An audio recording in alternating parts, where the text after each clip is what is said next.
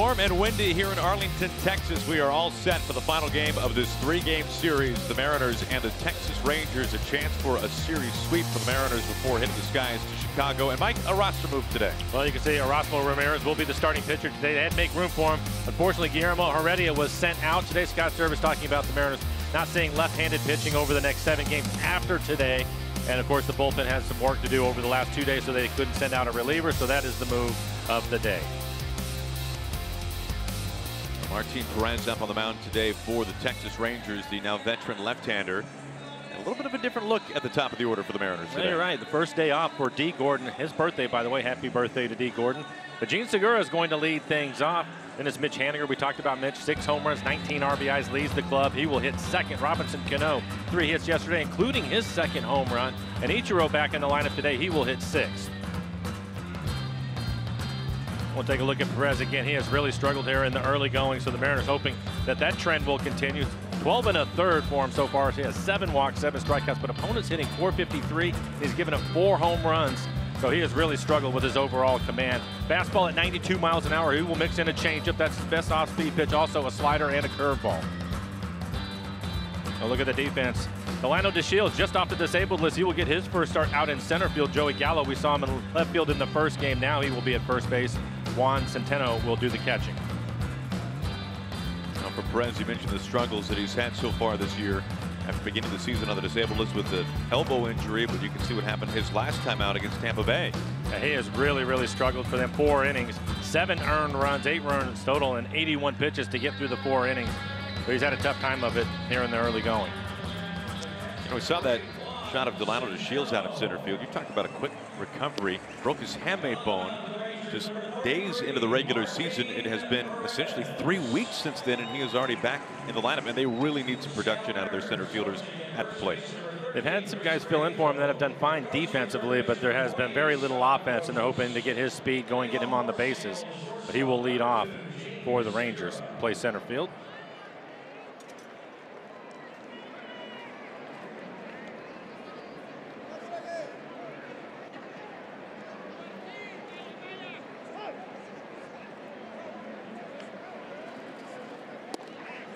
Segura beginning things today, looking at strike 1.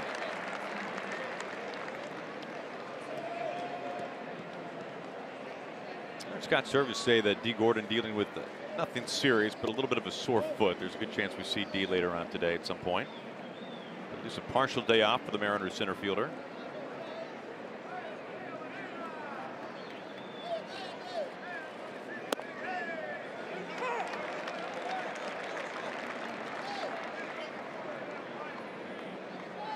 Happy birthday to D. Gordon.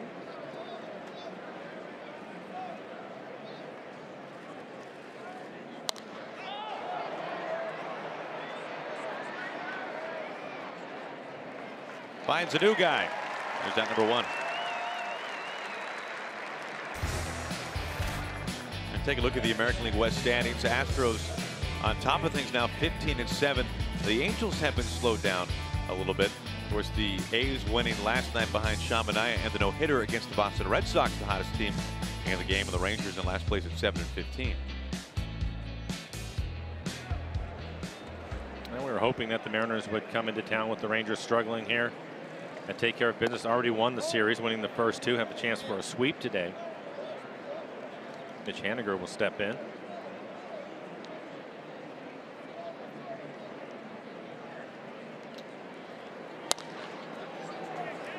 Profar, the shortstop, 2 outs.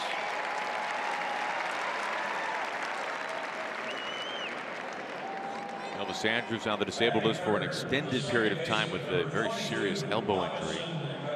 So Profar taking over the shortstop duties in the meantime. Here comes Cano.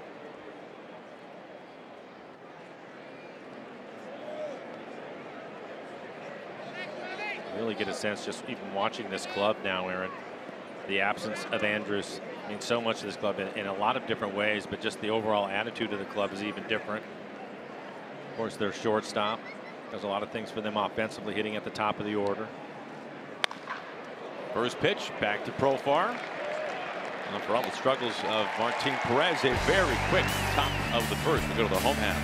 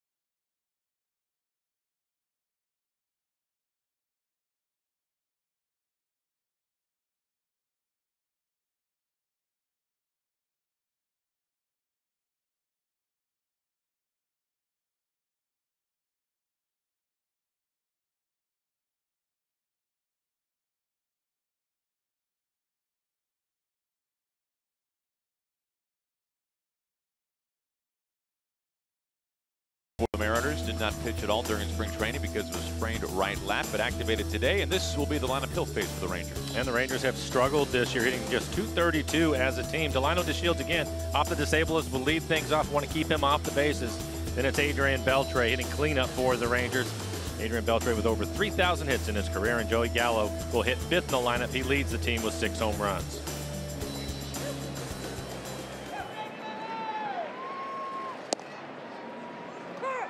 Starts him off with strike 1.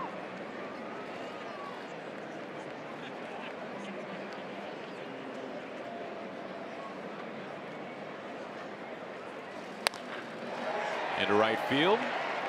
Ichiro there today. 2 pitches and 1 out. In for Ramirez in his last outing. His rehab starting through 76 pitches, so he should be good to go for 92-100 as you take a look at his numbers from last year with Tampa Bay and Seattle. Last year his fastball an average 92 miles an hour. Again, changeup, cutter to go with it. Look at the defense. A little bit different in the outfield. Ben Gamel in left, Mitch Haniger in center field, and Ichiro will take over in right. David Freitas doing the catching.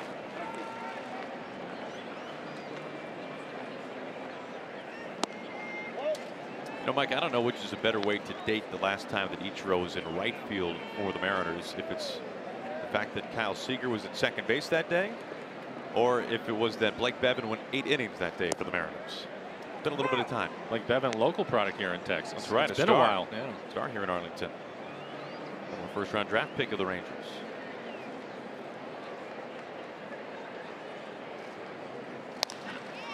Over to the shift. Segura is there. Round number 2. Again, for Ramirez, you look at his numbers from last year. Opponents against his changeup hit just 197. That's a pitch that he will use quite a bit. Has to be able to get to it. Typically, it'll be with his fastball at 92 miles an hour and a cutter. He will throw the cutter quite a bit.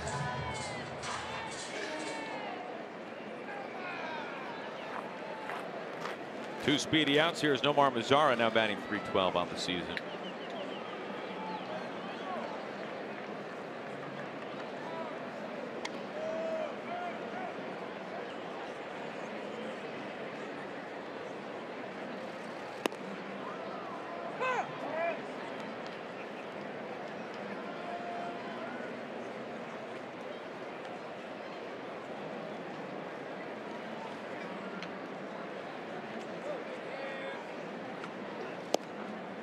Now for the guys, Mike, last night a rain delay of nearly an hour and a half, a lengthy ball game, nearly 3.5 hours to boot.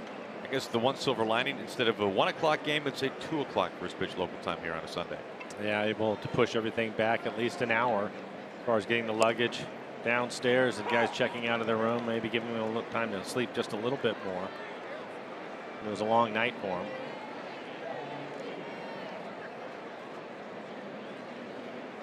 Mariners able to win each of the first 2 games of this series. And now, Aaron, we're in the middle of this road trip here, looking at the road trip overall, but the different times every day, these guys, it's going to be tough for them to get on a regular schedule again because of all the changes in game times as we move forward into Chicago and Cleveland. 3 different game times in Chicago coming up beginning tomorrow. And then on to Cleveland for 4. Gamble in left field, plenty of space. Makes the catch for round number 3. And both starting pitchers with quick and tidy first innings. We go to the second scoreless.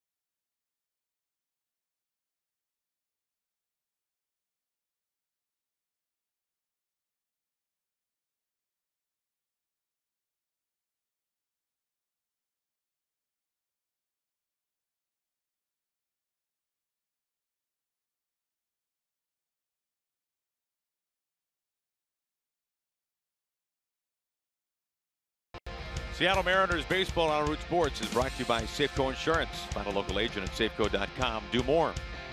By the Emerald Queen Casino, presenting cutting-edge comedian Dane Cook, June 16th. Tickets at emeraldqueen.com. And by your local Ford stores. Quite the car show just outside the ballpark prior to today's game.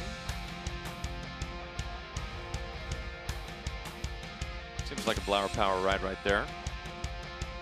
I thought that was your Uber ride on your way in today, Aaron. That's the top line Uber. I can't expense that. First pitch, a strike to Nelson Cruz.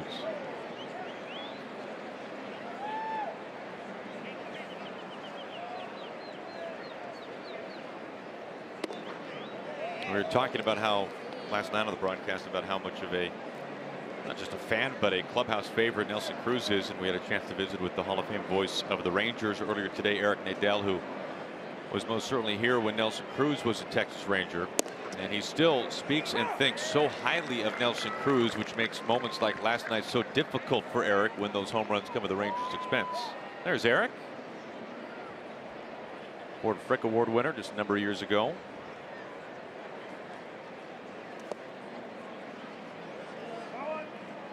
And it was interesting, without even prompting Eric, he brought up the word charitable, just like what we were talking about with Nelson Cruz last night.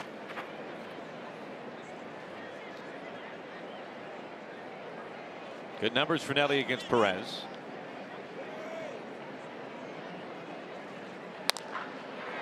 Rocketed to right center field. Another base hit. Nelly locked in.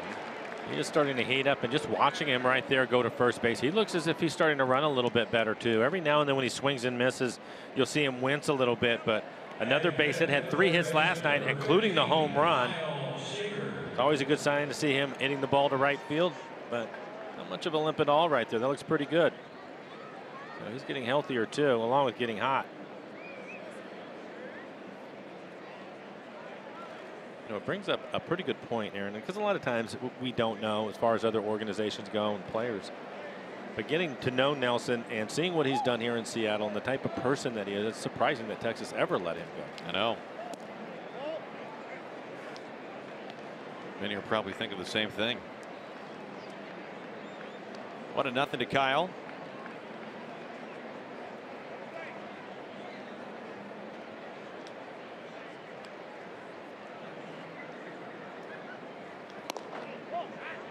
I think a lot of it too, when you look at, just for example, the career numbers for Felix against the Rangers, which are terrific. The fact that he's essentially struck out more Rangers hitters than any pitcher ever. You think back to those lineups that Nelson Cruz was a part of. I mean, very good ball club. The heyday of the Rangers when they were going to back-to-back World Series.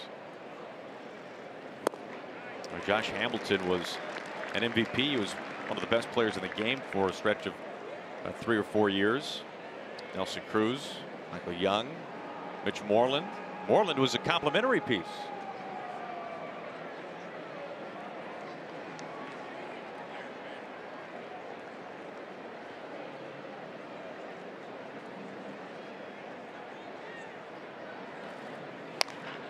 Smoke foul. 2-2 to Kyle.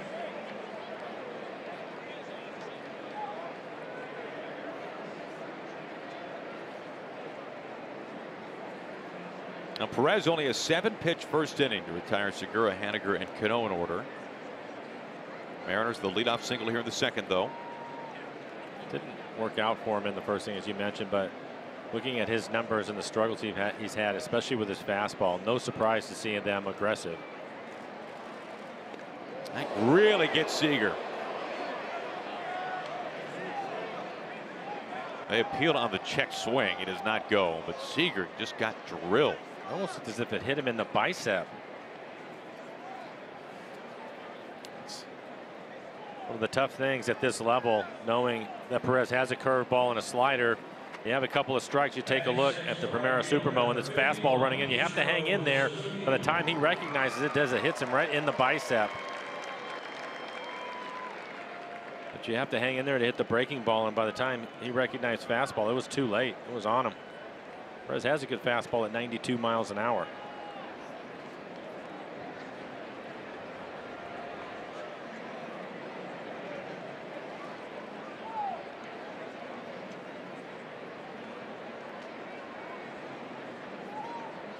Beltre playing in at third with Ichiro stepping in. First 2 men aboard for Ichiro. Backs away from ball one.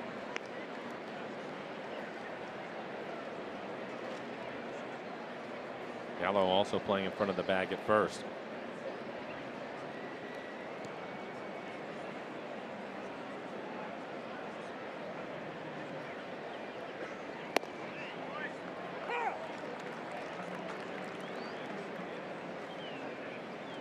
It's a different looking outfield today for the Mariners. Ichiro in right, Haniger in center, Gamble in left as usual.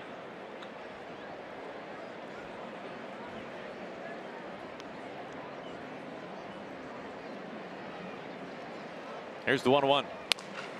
Breaks his bat. Weak ground ball. Gallo off the bag. Perez with the bare hand, not in time.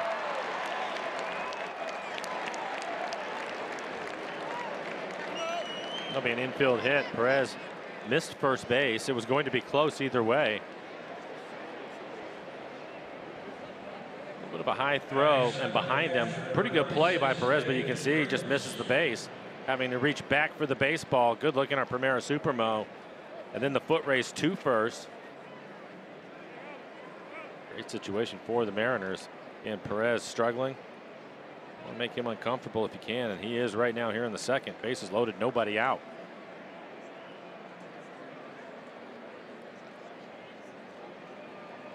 Chance here for David Freitas, who's put up some good numbers.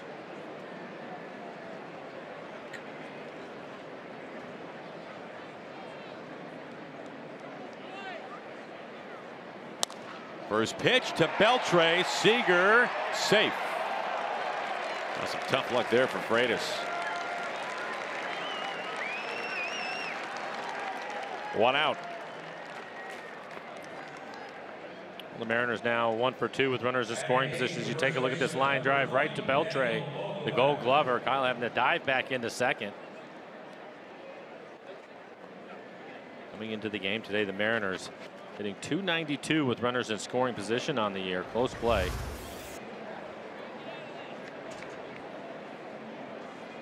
Seager at second, Ichiro over at first. Cruz a leadoff single now at third. And steps Vogelback.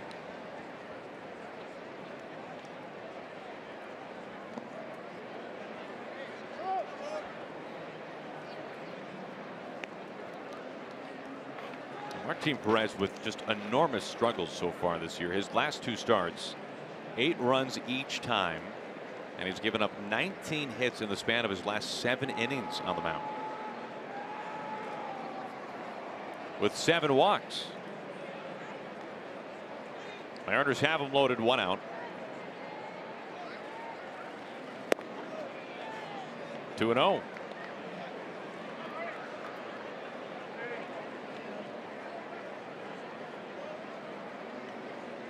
Daniel is aggressive here on a fastball. He has been for the most part in the first month.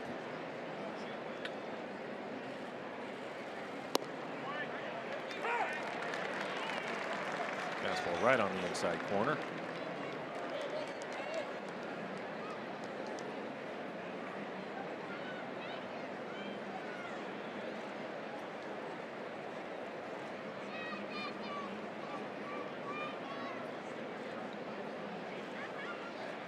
Now the 2-1. Evens it up.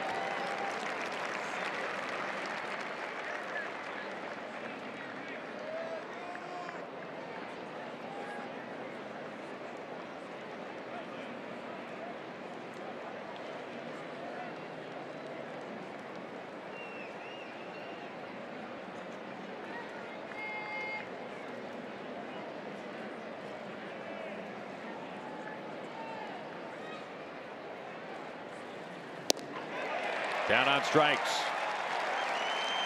Good fastball from Perez. His first punch shot today. Well, 3 fastballs in a row, all of them inside. 92, 93, and that one at 94 ties him up. So after missing with the first 2 pitches, 3 fastballs in a row on the inside corner. Now Perez trying to wiggle out of a jam here, facing Ben Gamble. for his first base hit of the season. Beginning of the year on the disabled list, is recently activated.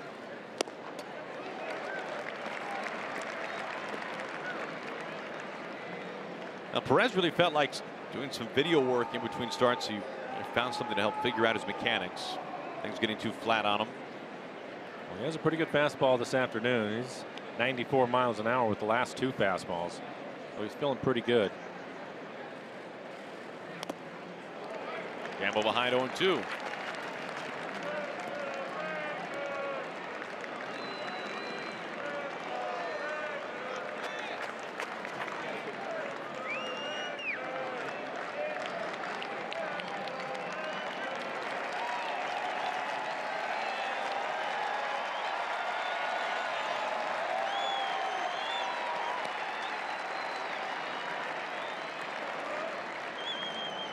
Now the 0-2. Back to Beltre. The tag on Seager, and the Mariners fail to capitalize. They leave 3 to go to the bottom of the second.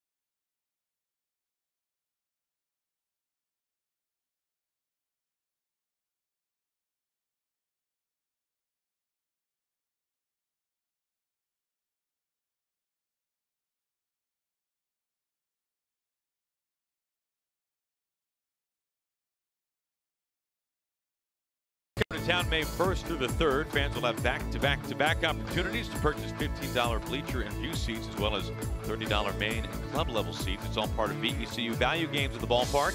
Visit mariners.com/value to pick up your tickets, and we hope to see you at a beautiful Safeco Field.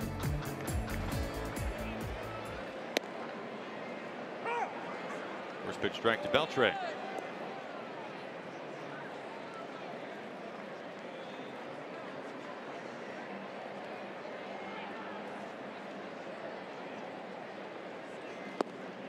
The Mariners failed to take advantage of a bases loaded, nobody out situation at the top of the second. Meanwhile, Roswell Ramirez at 10-pitch 1-2-3 first.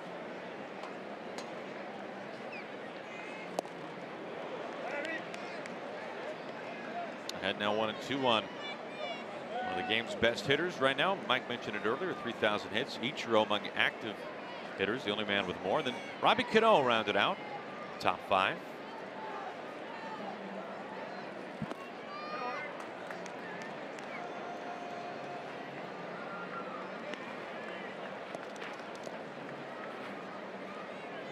Beltre picking up that 3,000th hit last year at home against Wade Miley, former Mariner.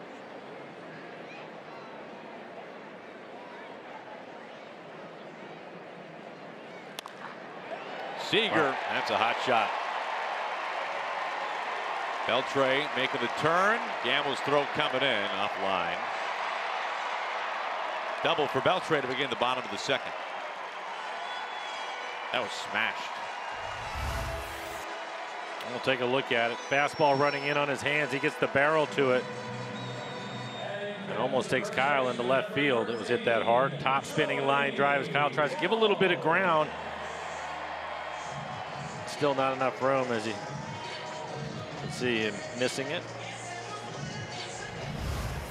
He's on him in a hurry. Leadoff double. Here's Gallo.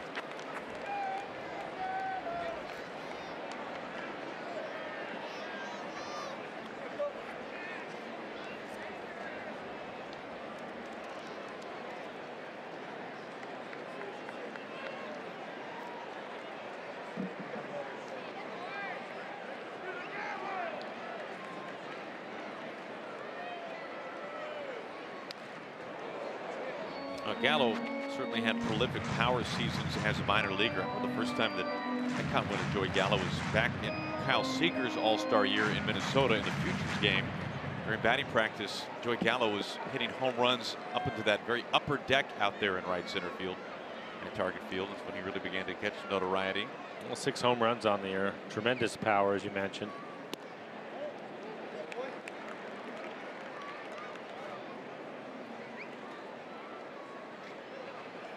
Even a 1-1.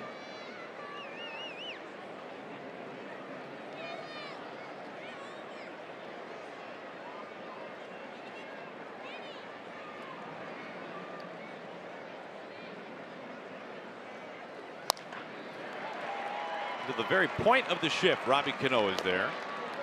1 out. Beltre into third.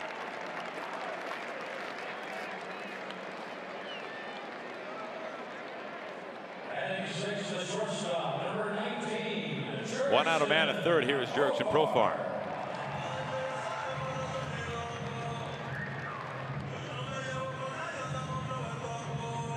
Now both starters very quick working in the first, and both starting pitchers dealing with men in scoring position in the second.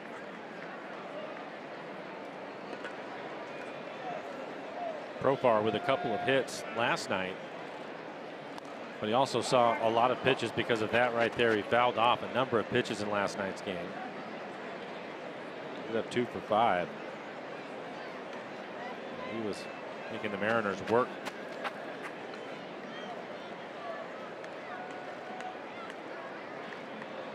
Infield is playing back Kyle Seager even with the bag at third.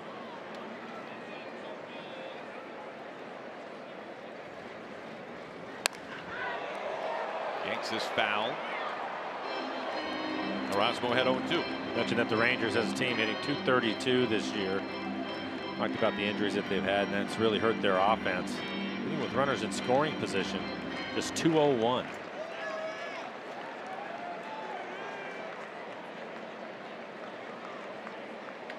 It's been a glaring weakness. A weak chop. Ramirez picks it up. Underhand scoop. But that maybe had a chance to go foul. Beltre scores. There's out number 2.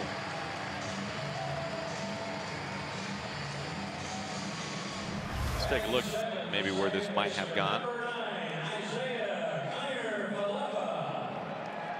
It's tough to tell there. There's another look at it. It's spinning sideways. It may have early in the ball game. That's a tough play, I think. Decide whether you're going to try to make the play or not, because if it stays right there on the grass, then you have a run in already and another runner at first. I say stay away from the big inning early. Mariners have been swinging the bats pretty well in this series. Give them a chance to score some runs.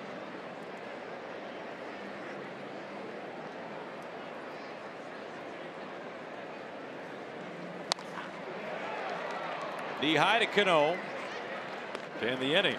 A run does score. That leadoff double by Beltre crosses home. We've played 2. Texas has the lead.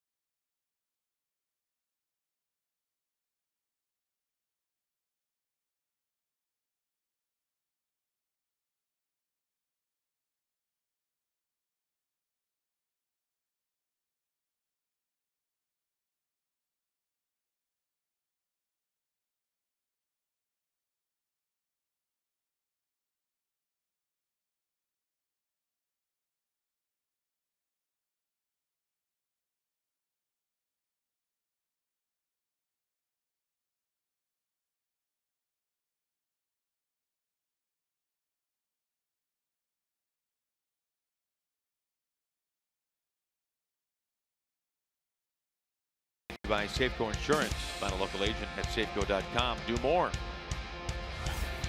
1951 Daimler outside the ballpark today.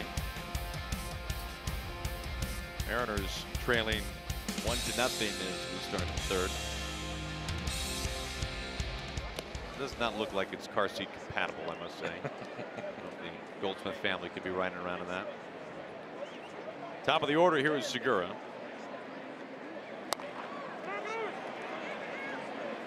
Gallo taking care of that himself. 1 out.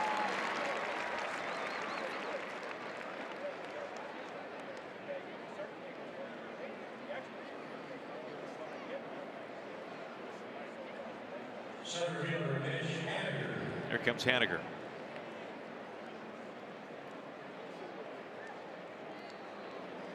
Look around baseball right now in terms of major league hitters and run production, and there are not many who have done it at a better rate than Mitch Haniger so far this year.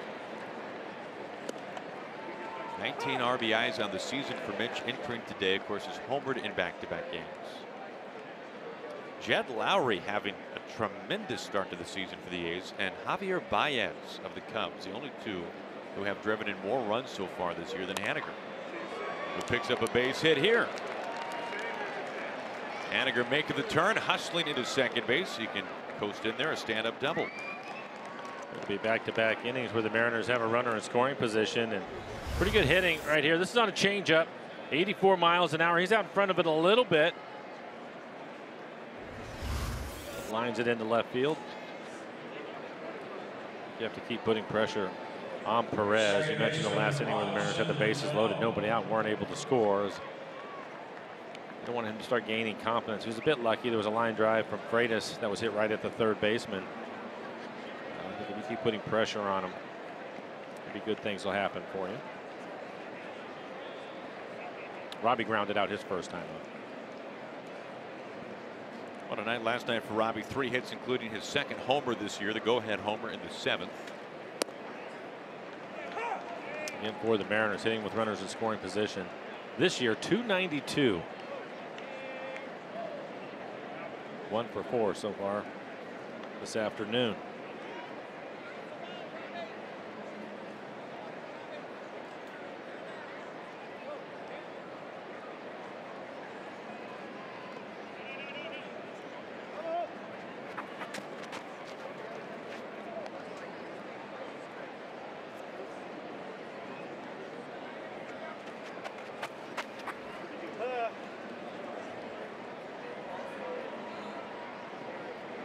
One out, Haniger at second.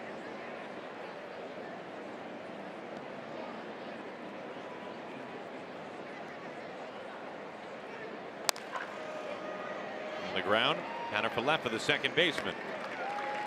2 outs, Haniger. It's moved into third. This copyrighted telecast is presented by authority of the Seattle Mariners and may not be reproduced or retransmitted in any form. The accounts and descriptions of this game may not be disseminated without the express written consent of the Seattle Mariners.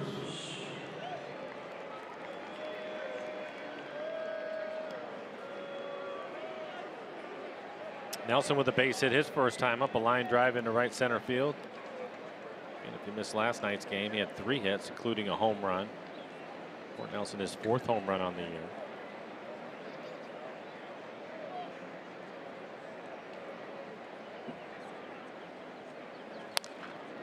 Strike 1.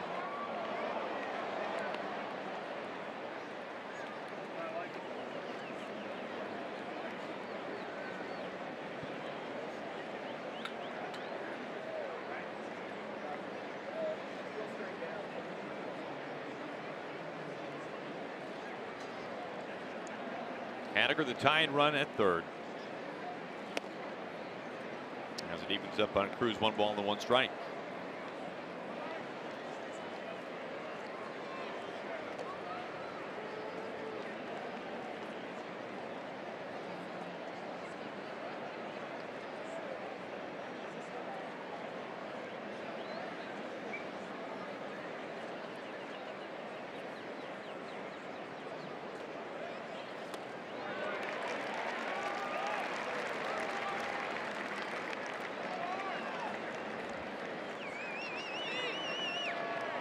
Well, the Mariners left him loaded in the second. Mariners have Haniger at third base here in the third.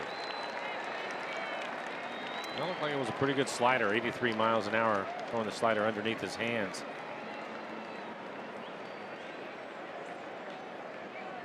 Now the 1-2. And right back to it.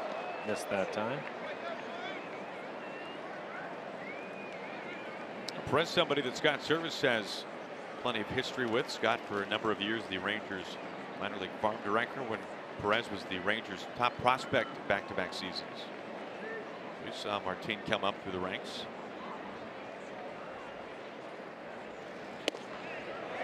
Strike 3 is called against Cruz, very top of the zone to end the inning. We go to the bottom of the third. Haniger left.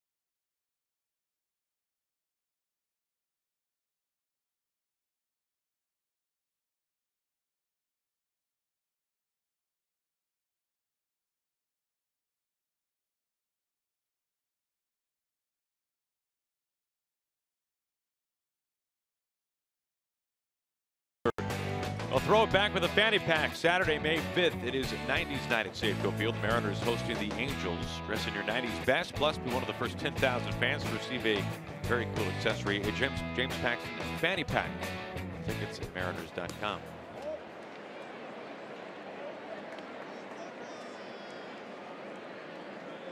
Renato Nunez leading things off in the bottom of the third for Texas.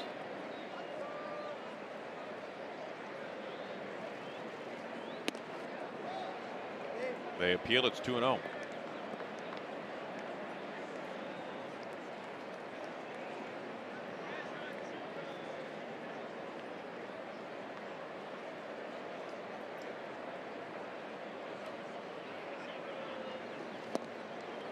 Speaking of the Angels, word out of Anaheim is that Shohei Ohtani was planning on throwing a bullpen today to test that blister out on his finger.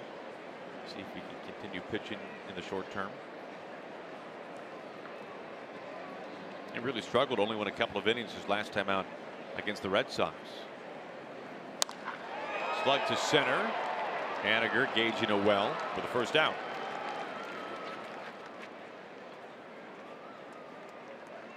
His back-to-back cutters. That last one at 89 miles an hour was in the middle of the plate. He was trying to get to the outside corner. You can see him not happy with it, but he was fortunate enough it was hit right at Haniger. So far, be happy with the way that he's thrown the baseball. It's the one base hit, the double by Beltre that ended up scoring. Yeah, 3 ground ball outs. 4 ground ball outs, excuse me. Now facing Centeno, the catcher. Starts him off with strike 1.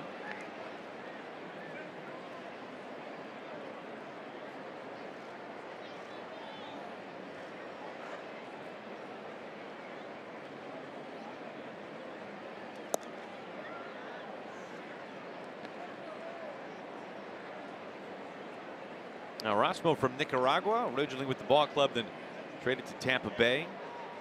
in exchange for Mike Montgomery. First Montgomery traded to the Cubs in exchange for Daniel Vogelbach. And then the Mariners getting Erasmo Ramirez back from Tampa Bay. Sending Steve Cishek there. Cishek now with the Chicago Cubs. So for Erasmo, his second stint with the Mariners, making his first start of the season today.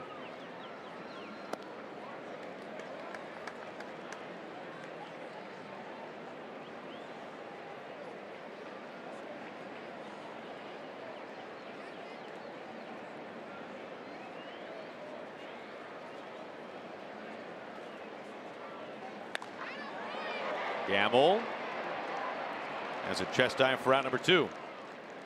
2 fly ball outs to begin the bottom of the 3rd. Our CenturyLink What's Next? From here, it's on to Chicago.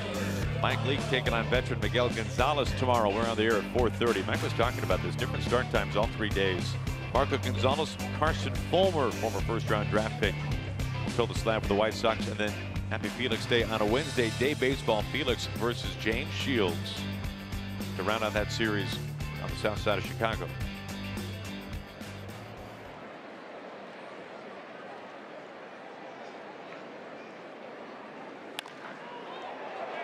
Just foul. Delano to Shields, second time up. Ran into on the elevator going out of the lobby today. Shared an elevator ride with Mark Zimchinski, and I said, "Hey, Mark, you got family in Chicago still?" He's a Chicago guy. I said, yeah, I got a lot of family outside the city. So we'll be seeing them at the ball games. Yeah, they're all Cubs fans, though. It's a good thing. We'll have a chance to see plenty of family, it sounds like, when we're in Chicago for those 3 days. I'd say the vast majority of Chicago, especially these days, are Cubs fans. I think that's fair.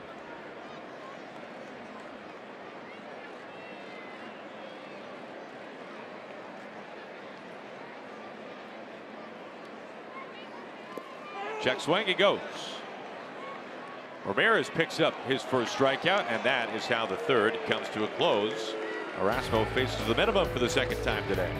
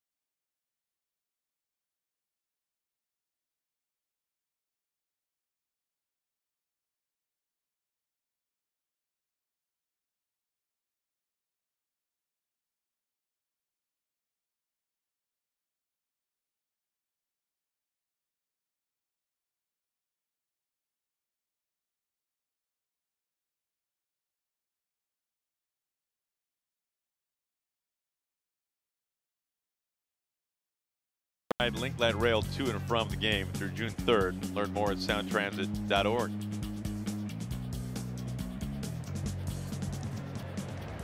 Here's Kyle Seager to begin things. Hit by a pitch his last time up.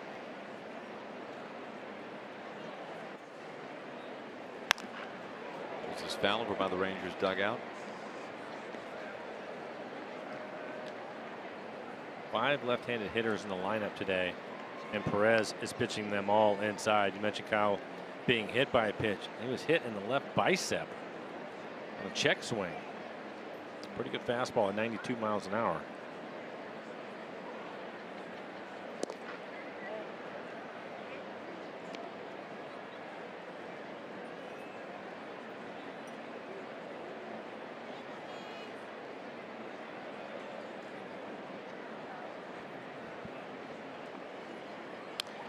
You know, when they appealed that check swing on Kyle, I couldn't help but think, if you're the third base umpire, unless it's just egregious, you're going to say that he went around.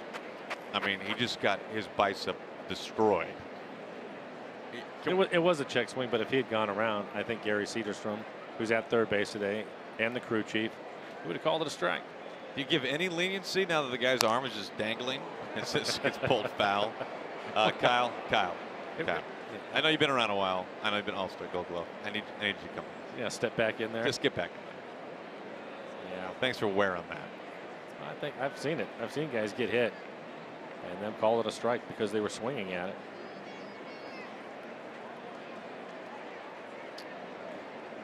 Can't remember who the hitter was, but I can remember at one time Randy Johnson had this slider, Mr. Snappy. He'd get a lot of strikeouts with that pitch. Of course, you know the fastball at 100, but then he'd throw the slider in the dirt down and in to the right-handers and get him to swing over the top. And I saw a right-handed hitter. This might work. Oh, pretty good play by Perez. Throws high. Gallo on the back, getting some extra height for round number 1.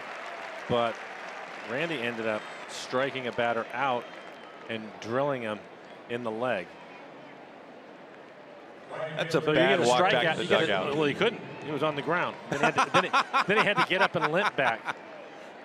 How's that make you feel? Two teammates just drag him off the field. Strike 3. Sorry for the delay. Yeah. And I would imagine Randy's slider was probably around 91, 92 miles an hour. Pass. Well, nobody better at that than Randy. I know, that being said, I know Chris Sale has done that also. Yeah. I mean, it's a very similar effect. Nothing to the level of the Hall of Famer, but you look at somebody in the game right now who's the closest to that. It is Chris Sale.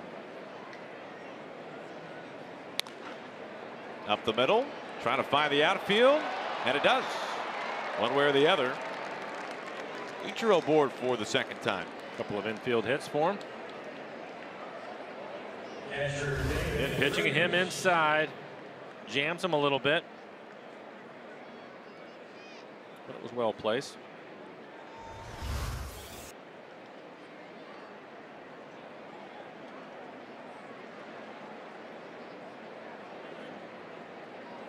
Well, some tough luck for Freitas his last at bat. First pitch swinging a liner that was ticketed for left field, but Beltre found it. It came with the bases loaded.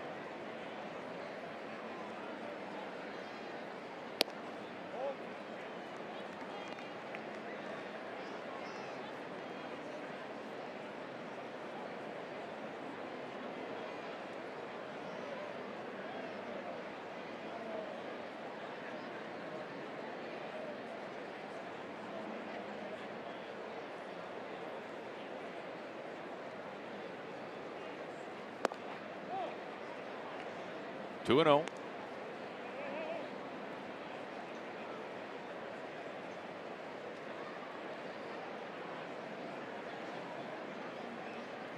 can see the 1 for 6 runners in scoring position this afternoon. Bases loaded, nobody out in the second, weren't able to score.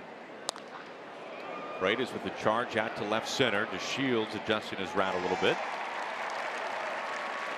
Yeah, David lined out his first time with the bases loaded. He's the one that hit the line drive right at Beltre. So he squared it up a couple of times with nothing to show. Here is Vogelback. See what Daniel will do right here. Daniel was able to get the count in his favor his first time up, and then it was 3 fastballs in a row on the inside corner. And you can see he ended up with a strikeout in the second. See if he's looking inside.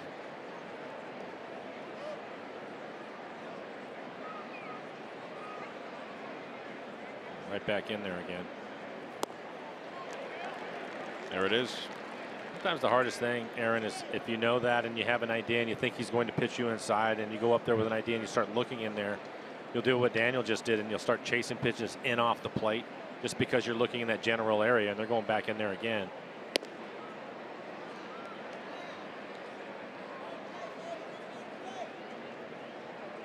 While watching him swing at that first pitch, he has a real good idea of what they're trying to do to him. Now it's just a matter of getting a pitch on the plate that he can handle.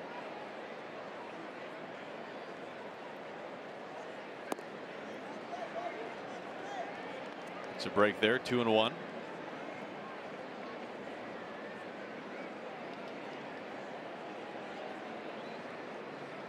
Well, the struggles left on left for Vogelbach early on this season.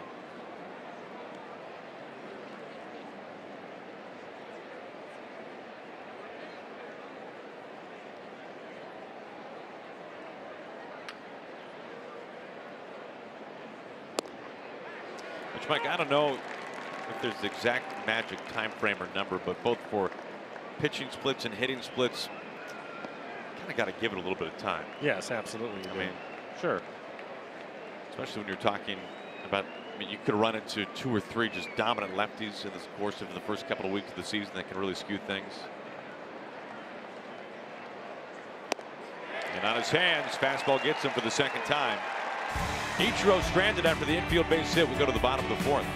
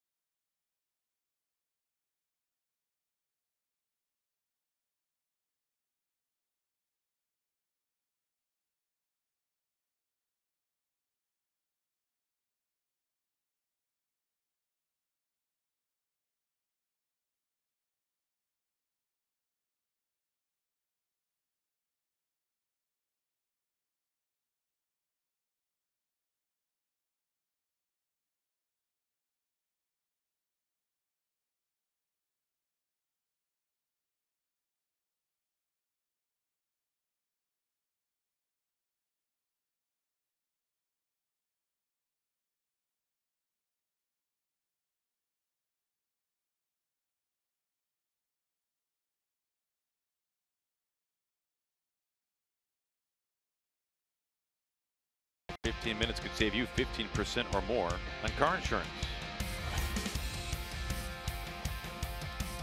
Now, the car show just outside the ballpark here in Arlington, Texas, where we have a little bit of sun today, which is awfully nice.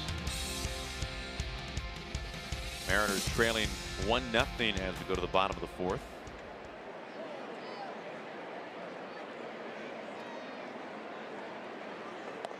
Ball 1 to Chu.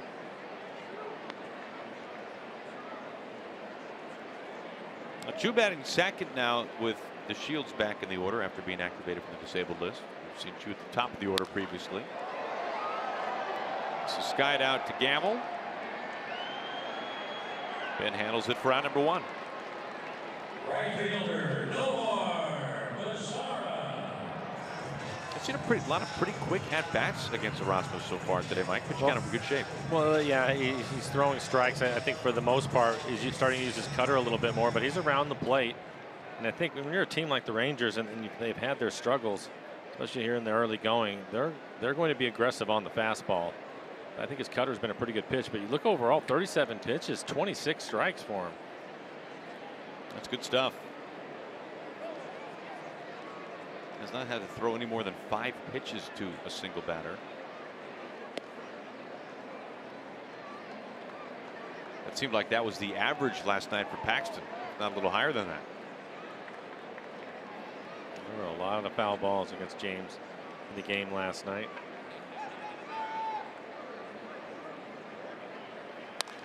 This is socked out to right center. Ichiro already given up on it. That is blasted and gone. Number 3 this year for Mazzara gives the Rangers now a 2-0 lead.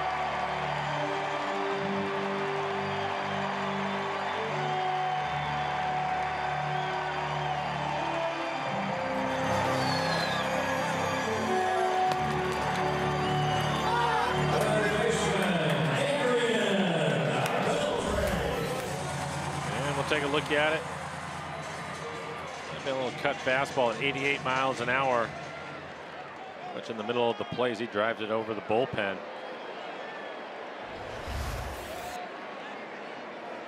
Bring up Beltre with a double his first time up.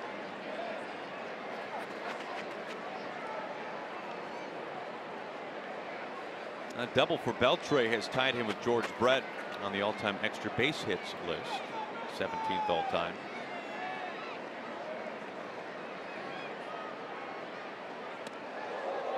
Brings him back for ball 2. Albert Pujols, among other active players, 7th, just in front of Ken Griffey Jr.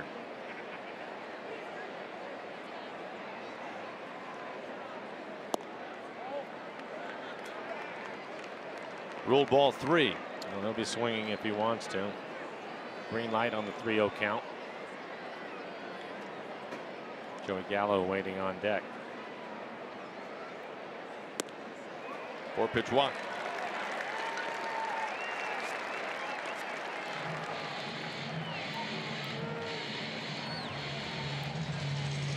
First walk today for Ramirez, now facing Gallo.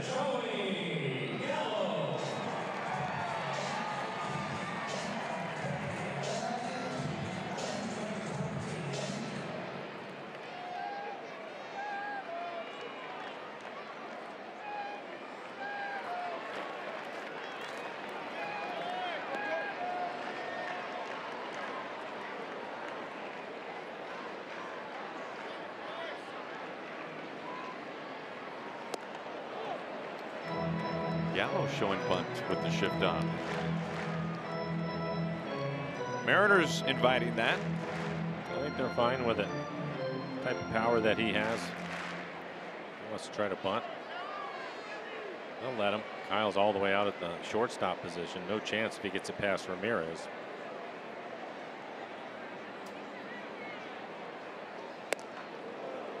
Two and 0.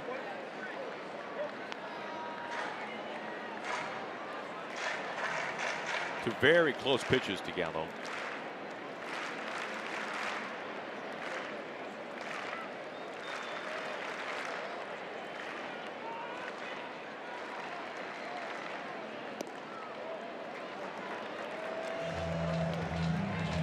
Didn't want to give in to him. Came back with the changeup. Missed with it. 7 straight outside the strike zone following the home run. 441 feet off the bat of Mazzara.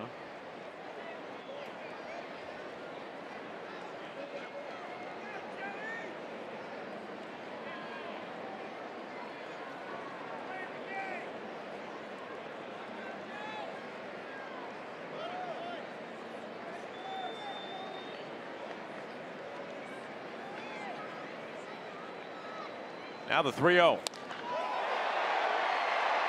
Gamble picking up some speed to the wall and gone.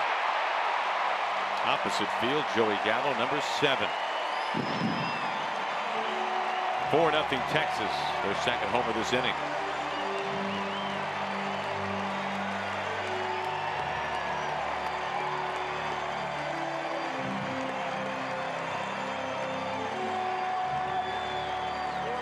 And Mel Stottlemyre quickly out to the mound. One thing about this ball club and this ballpark, stay away from walks because the home run will get you on a 3-0 count. Fastball, outer half of the plate, towering fly ball out to left center. Gallo with tremendous power. It's 390 to the gap out there, and he cleared it with no problem at all.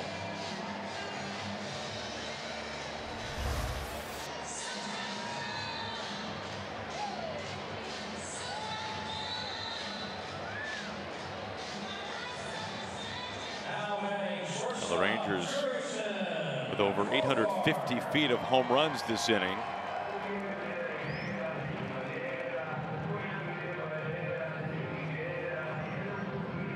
A 3-run frame for Texas.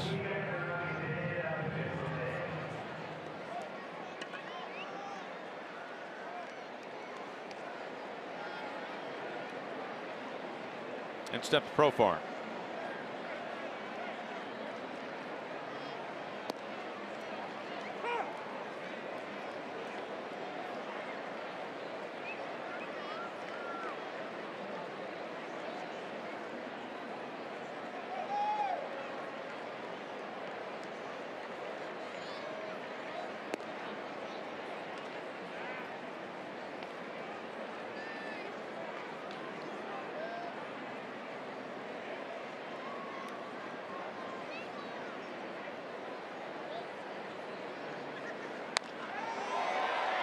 Haniger back in center field. Haniger to the wall, making the catch for out number 2.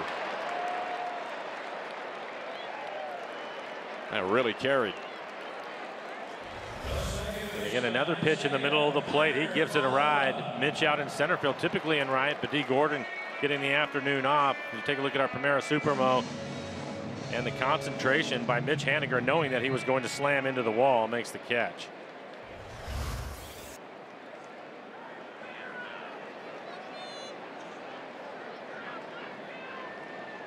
Counter for left, steps in, looks at ball 1.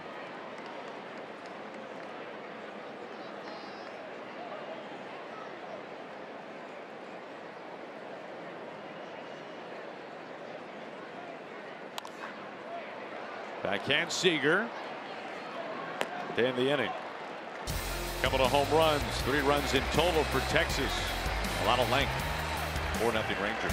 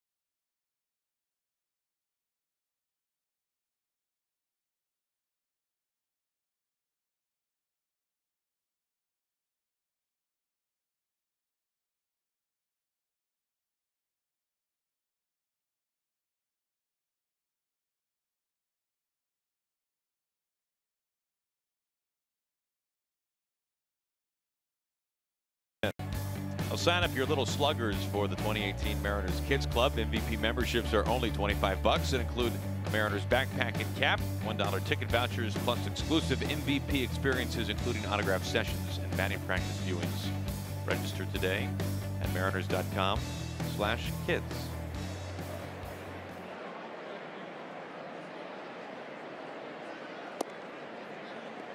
First pitch missing to Ben Gamble.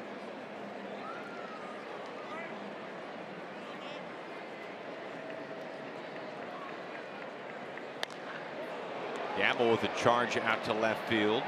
Nunez looking up. Nunez having to play this off the wall. Gamble tearing into third. Here comes the throw. Gamble to Spike's first slide with a triple. Not a bad way to get your first hit. We'll take a look at it. He's going to get a fastball right in the middle of the plate, hitting the ball hard the other way.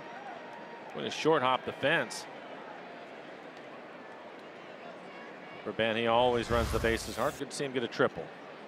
Nice leadoff triple for the Mariners. In business now. Yeah, turn the lineup over for the 3rd time.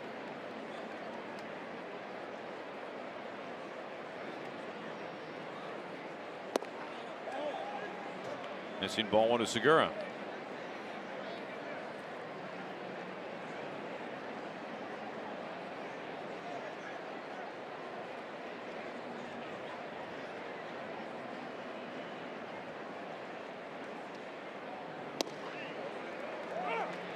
That time a strike to make it 1-1. Mariners looking for their first sweep of the season. They'll have to come from behind to do it. Had a chance to sweep the A's, but ran into Sean Manaea a week ago.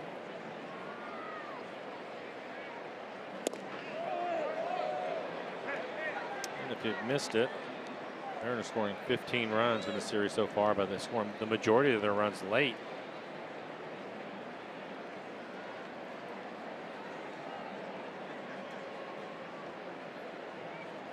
Last night we saw that 5-run 7th inning highlighted by a couple of homers, Cano and Haniger. Sliced into right field, and Gene Segura puts the Mariners on the board. Gamble after the triple has scored. 4-1 Texas. An inside out swing right here. Fastball in the middle of the plate. Slicing line drive into right field. That is the way Gene Segura typically will do it. Use the entire field. Again, Ben's first hit, that triple.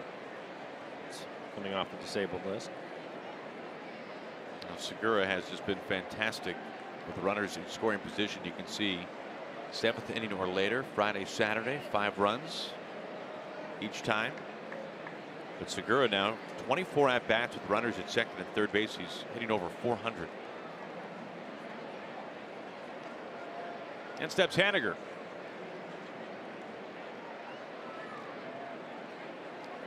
Pitch is 1 for 2. His last time up, he had a double. Hit it down in the left field corner. It was a changeup, 84 miles an hour. He has homered in the first 2 games, locked in, and leads the club in home runs and RBIs.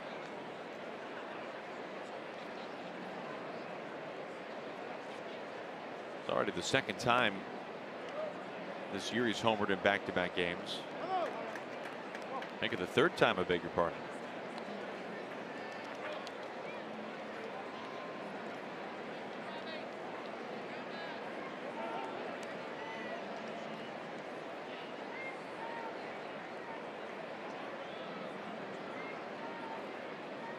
Nobody out, Segura at first.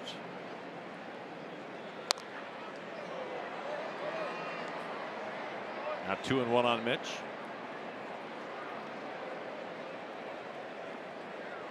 I know you've had a chance to talk to Edgar a little bit about Haniger and specifically kind of a different timing mechanism. Is that right? Yeah, a little bit different. The one thing that we've talked a lot about from the start of last year is the leg kick for Mitch. And I was watching him take batting practice when we were on the homestand, and he was hitting the ball extremely hard, really turning it loose. And so the next day I was down by the cages watching him. There goes Segura. That is a balk. They call a balk. Yeah. Segura helped him out with that. Never stepped off. But we take a look at it. He's going to take off early. Tries to time it, it looks like. Yeah. He actually was trying to read it. And Perez, when he had that right leg in the air, could see him take off and just kind of spun around. That was a balk. But he was talking about Mitch and was asking him, and if you watch his hands, a little bit flat, then the barrel will come straight up and down, and then he'll go ahead and get after it. But Edgar was saying that he gets started with his hands first. I was mentioning his leg kick and as far as his timing goes, and he said his timing really comes off of his hands. He's moving his hands first, which was interesting. But if you watch him closely, that's exactly what it is. He has some movement there with his hands that kind of triggers him to get him going, and it's really working for him. Off to a great start.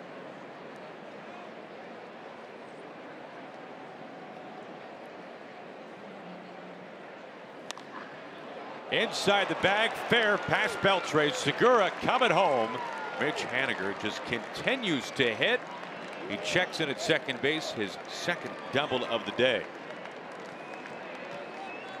Mariners a run closer, 4-2 Texas.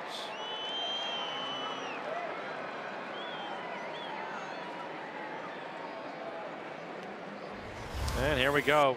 Both doubles right down the line. This time on a fastball. The first time it was on a changeup. As you look at our Primera Supermo, Beltre barely had time to react. That's how hard it was hit. Now the Mariners are 3 for 8 with runners in scoring position.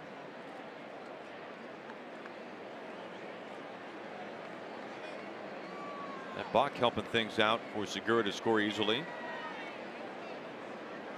Tying run at the plate, Robinson Cano.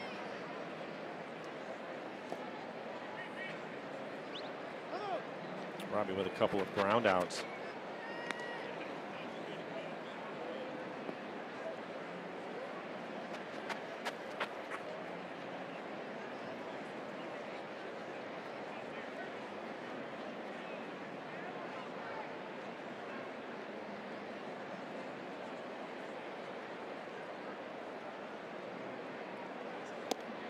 On his hands, 1-1. That's been consistent today with Perez to all the left-handers. And for the Mariners, 5 left-handed hitters in the lineup, and he has really tried to pitch them inside. Good run to his fastball. 92 running it in off the plate.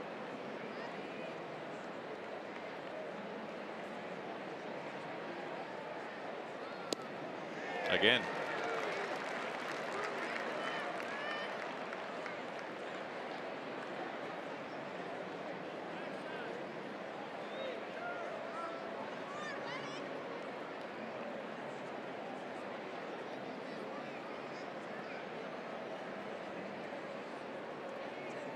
Still nobody out. The first 3 have reached.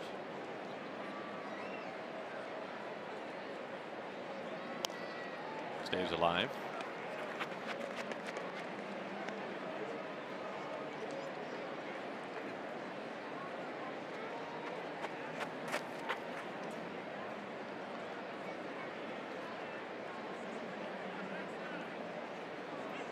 Prime spot here for Robbie, who entered today batting .333 on the season. Looked like he moved off the plate a little bit more. Fouled that last pitch off.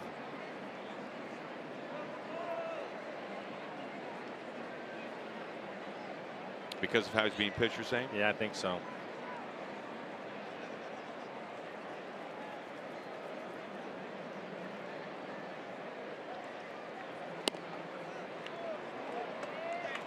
Two and two. That's an easy thing to say that you can do, but is that a tough thing to do for a hitter? I think you have to have some experience to do that, because if you're moving around in the batter's box, you'll lose track of where the plate is and the strike zone. So I think for Robbie, it's not a problem. I'm sure he's done it many times in the past. If in fact he has moved off here in this at bat. You can see he's just staying in there with the fastball.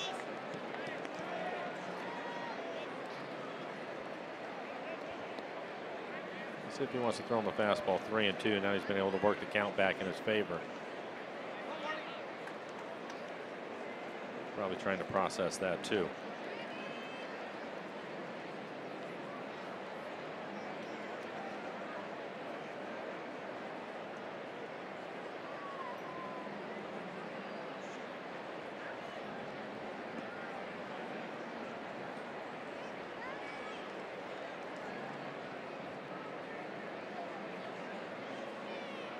The payoff from Perez. Counter for Manfred takes care of it. Short throw. Out number 1 as Haniger scoots into third.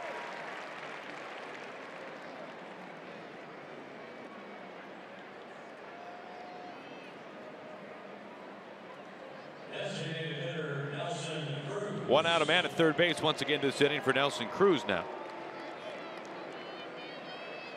Nelson with a base hit into right center field. Last time up was a strikeout looking on a borderline pitch at the top of the strike zone. Probably a strike you don't see get called very often.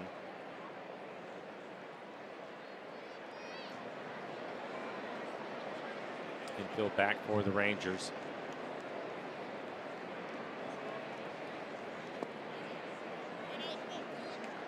Now that home run for Nelson last night, his 100th in this ballpark. Now has 327 on his career.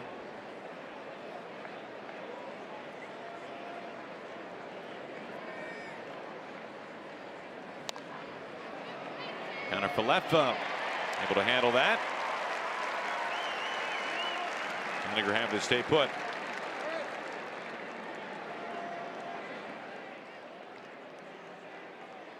Third baseman Kyle Seager. Left on left, here's Kyle Seager. Almost looked like it was a changeup right off the end of the bat. Right in his curveball.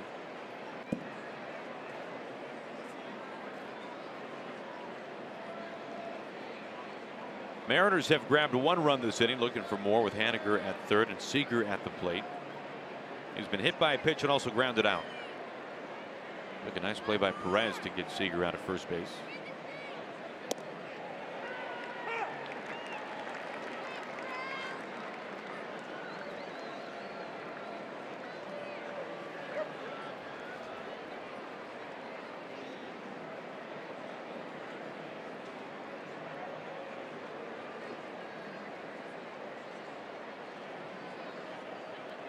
The 0-1. Into left. Nunez finds it for round number 3. Haniger stranded, but he drives in a run on his second double of the day. We go to the bottom of the 5th.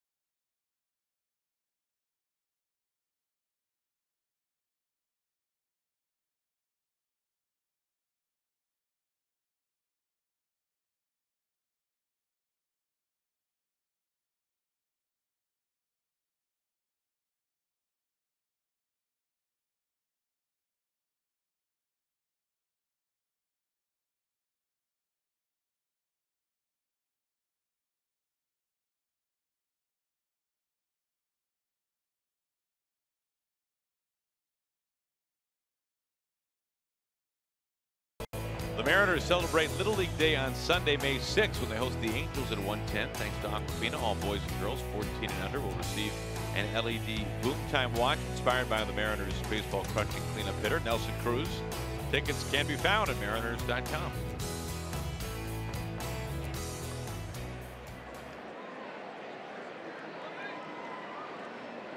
Number 8 hitting left fielder Ronaldo Nunez begins things for Texas.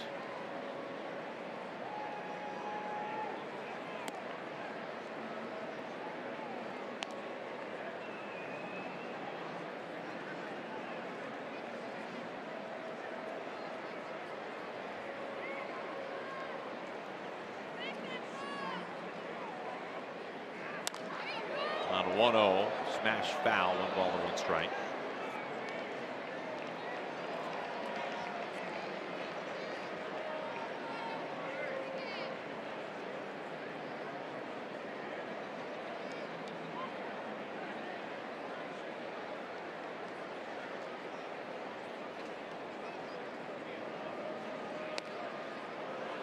That comes back into fair territory, and Erasmo gets to the bag. A little dicey for a second.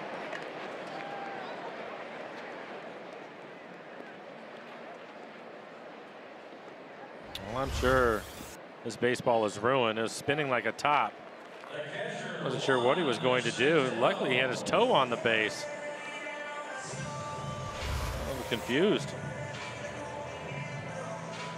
Well, he had options, Mike. He had options. Fortunately, he decided just in time.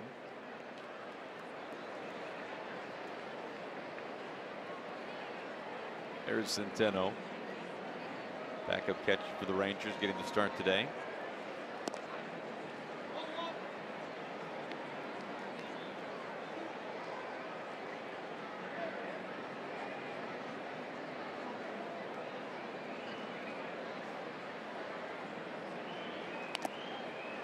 Fouls it away to make it 1-1.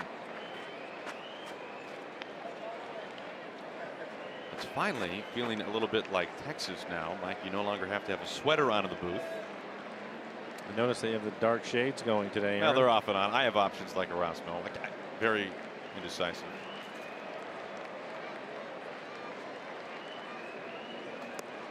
I was wondering how you were going to see all 3 computer screens with the dark sunglasses on. They seem to be doing just fine. You have to get polarized. It's the only way. Everybody's trying to look as cool as Mitch. Now, instead of the sunglasses, Mike, we've got some day baseball coming up in Chicago. I think I should ditch the Ray-Bans. This finds right field. Ichiro Over near the line, Centeno making his way into second. And he slides in safe. One out double. Schedule gets a little strange for the Mariners. Take a look at what's coming up tomorrow. 4:30, we are on the air. Mike Leake, Miguel Gonzalez. Tuesday, 1:30, we are on the air for Marco Gonzalez versus Carson Fulmer. And then a little bit earlier on a Wednesday, getaway day, the King versus James Shields. Mike, I think eye black is in order instead of the shades for me. What do you think? Would you be intimidated by that a little bit? A little bit. I don't know if I would be intimidated, but I'd love to see it. Now, if I gave you the makeup wipe, would you help take that off when the show's over? No. I would imagine if you had eye black on for 9 innings, it would be all over your face by the end of the day. There's the eye black. You know, but I'm not going patches. No, you're going. No, I'm going Haniger style. Old school, yeah. Full Hannibal up here. Yeah.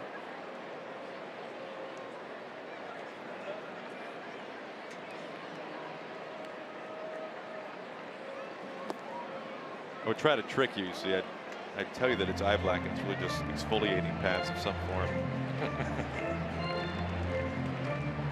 Some eye black. When's the last time you had eye black on? Jeez, high school? I mean, I'll go to the grocery store with it. When's the last time you had eye black on? That would have been in 1999, probably the last game I played. 1 and 2. Now, how do you think? Who should I go to? Should I go to Haniger and Vogelback? I mean, how do you think they'd react? Hey, Mitch. Hey, great catch yesterday. Like those doubles. Can I just, real quick, just a couple of swipes?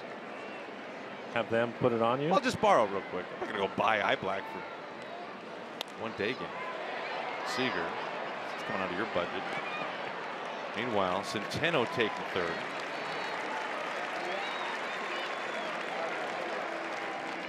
Two outs. So why would I buy eye black, Mike? You may find that you like it. We're surrounded by it. You may find that you like it.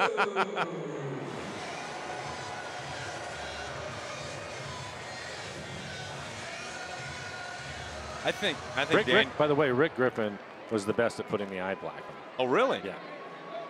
That's Very a fact. Good. Yeah. That's straight line. You're breaking news here. Yeah, straight line. Yeah. Now, I think there's some people who hear you say that right now, Mike, and are saying you can't put eye black on yourself. Why would you want to if Rick's really good at it? I think most of the time, if you're in front of a mirror, sure, but more times than not, guys are in the dugout milling around right before the game, and then that's when they're going to have it put on. There aren't mirrors. Well, I'm in front of the mirror all the time. We're aware, Aaron. So it wouldn't be a problem for me. How long of a line was it to get to Rick? Well, there's different timings to it all. It's not like there's a line waiting. Can I go Harper style and just smear it all down my cheeks? I think you absolutely should do that. James Pazos warming up. And for Ramirez, his first start of the year. Last rehab, he threw 76 pitches.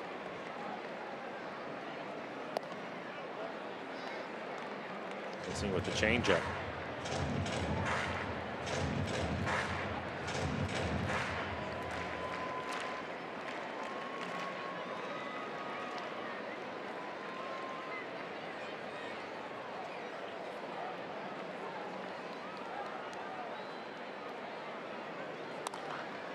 Segura ranging to his chest, stays with it from the knee, up the line. Great effort. Centeno crosses. I mean, infield hit an RBI for Chu.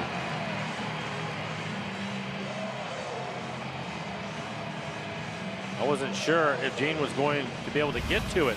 See him playing up the middle. Ball hit to his right. Trying to throw it from his knees.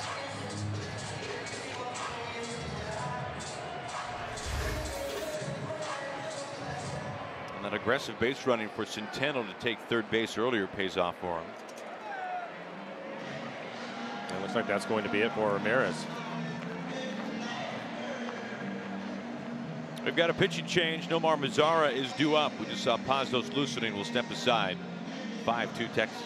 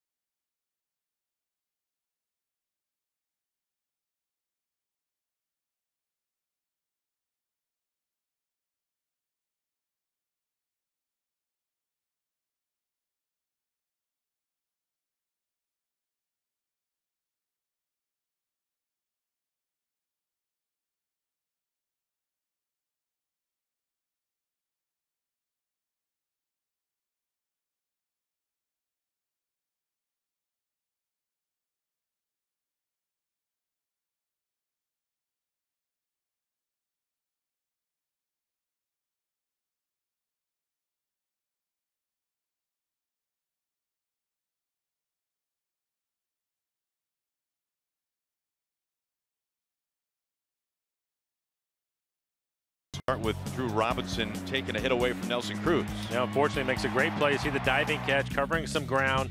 And right there you can see the exit velocity was almost 90 miles an hour. Catch probability at 86%. He covered 54 feet to make the diving catch. All right, so basically 90 miles an hour off the bat. Let's take a look at this one from D. Gordon. Well, similar distance, 55 feet for D. Gordon as he makes a diving catch. Also on the backhanded side, which makes it more difficult, but the catch probability at 52%, and he had to cover basically 100 feet, so 10 more feet at about a third of the less time to make that catch. So although they look fairly similar, I thought D. Gordon's catch a little bit tougher. He might agree. D getting the day off today. Might see him first later. day off, and happy birthday to D. Pitching change here in the bottom of the fifth with 2 outs. A run has scored for Texas. James Pazos up on the mound. This will be his 6th appearance. 5 1/3 so far that he has pitched. 7 strikeouts, 1 walk. Opponent's hitting .286.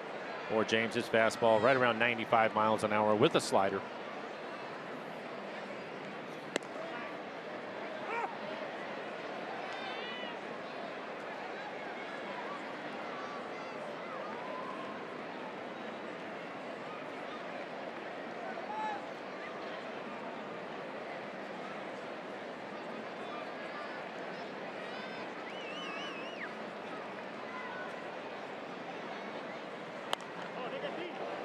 The knuckles 0-2. One of the cool things about, we talk about the numbers and the analytics and all the things that you can measure now. And for myself, watching those 2 catches, I thought at the time of looking, I go, well, to me, it looks as if D's catch was tougher, and now you can actually show and prove that that's the case with the numbers.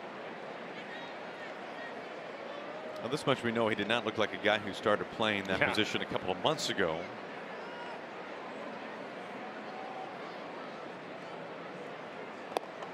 Three pitches, all strikes. 96 from Pazos to finish off the inning.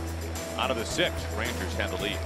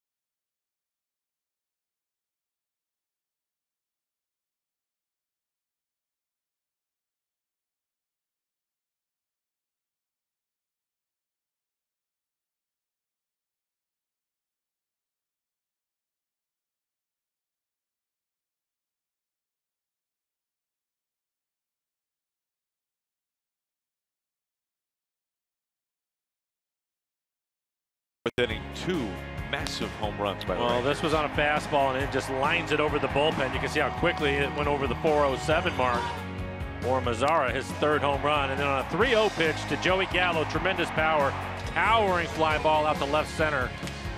Well over 400 feet for Gallo, his 7th home run. He leads the club in home runs as Mazzara, again, his 3rd. Ichiro leads it off for the Mariners in the 6th. A couple of infield hits for him. And now a shave. Perez, he has done this the entire game. We've been talking about 5 left-handed batters, another fastball inside. But he's pitched him in, all the lefties inside today with pretty good fastball.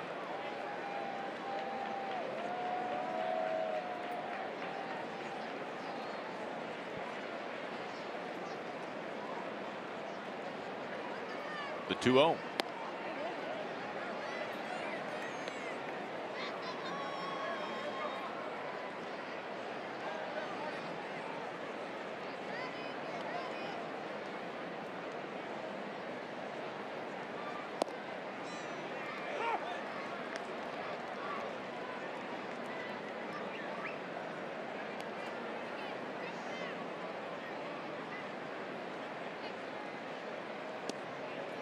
Ichiro on base for the third time.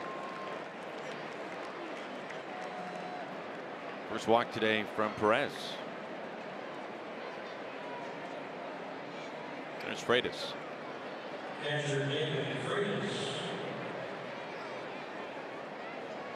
Matt Bush Perez, getting he's loose. at 84 pitches now. Sorry, Aaron. 50 of those for strikes, and Matt Bush is getting loose out in the pen.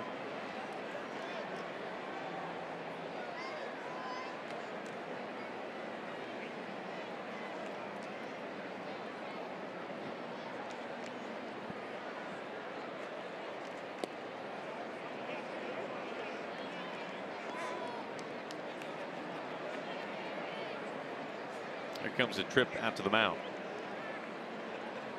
Want to have a chat here, Doug Brocail. You know, Mike, if you go back to, let's see, this would have been 2010, 2011. I was living in Frisco, Texas, not far from here, a suburb of Dallas, working for the Rangers AA team. Scott Service was the Rangers farm director. Martin Perez was the #1 prospect for the Rangers at that point. He was pitching on the team that I was broadcasting for, the Frisco Rough Riders. And Leonys Martin, a former Mariner, had just been signed by the Rangers out of Cuba for a fairly high sum of money. And we were in Tulsa, Oklahoma, Mike. And I had taken my own car on that road trip, pretty big time, because, you know, a little flexibility, no team bus, not far a drive from here to Tulsa. And I was on my own schedule, of course, going to drive to the ballpark when I wanted to. And there in the lobby was Martin Perez and Leonys Martin, and they had missed the bus. To Tulsa? From Tulsa to the ballpark. Oh, okay. A little shorter drive, fortunately. And neither one of them at the time spoke any English, and they kind of knew who I was. And they looked at me with kind of the international sign for steering wheel. Yep. And I said, yeah. We need help? Yeah, I said, I got that. And the only time that I'd ever felt more nervous driving someone was taking our firstborn child home from the hospital, as in the back seat of my car was the two biggest prospects. Yeah, the #1 prospect and the guy from Cuba that the Rangers just signed for millions upon millions of dollars. So it was right lane of the highway, 10 and 2 on the steering wheel, blinker the whole time, making sure everybody's buckled up. Did you get past 30 miles an hour? I think I put the hazards on. We made it safely. That's good. 3-1 now to Freitas, who has squared up a couple of pitches today. Yeah, he has. Lined out to the third baseman, another line drive out to center field. A good hitter's count for him right here.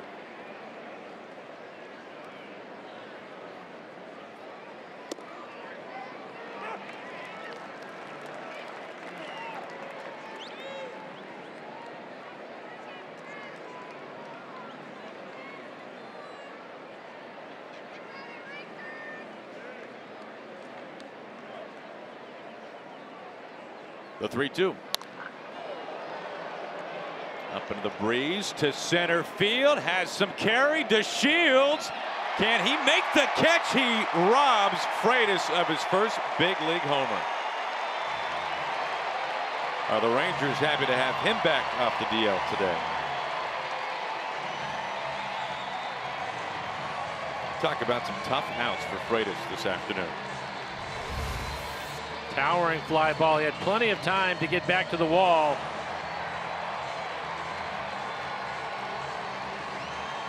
Catches it right on top of the wall. Perfectly timed jump. David can't believe it.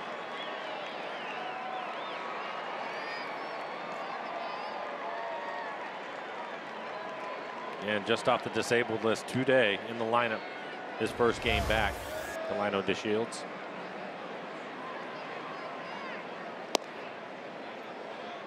Pitching inside once again to Vogelbach.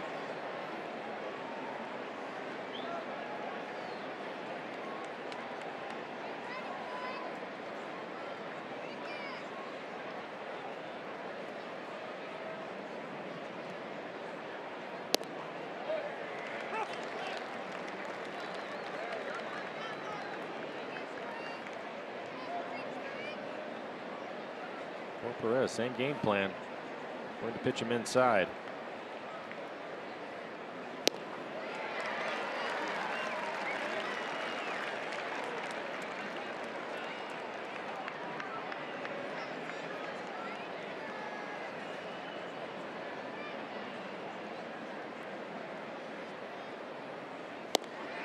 Same story.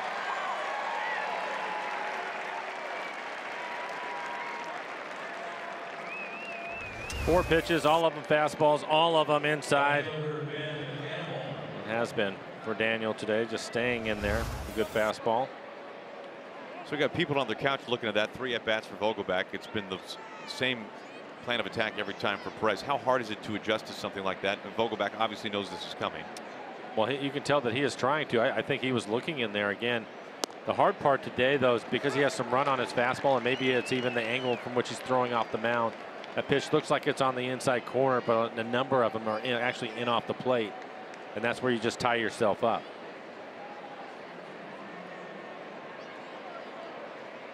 Even for Ben, ended up hitting the triple. They wanted to pitch him inside. It was one of the few times that Perez threw a fastball that was basically in the middle of the plate, and he hit it out to left center field where he get the barrel to it. But he's tried to pitch again, there's 5 lefties, and he's pitched Robbie inside and Kyle. Kyle actually was hit on the bicep on a fastball. So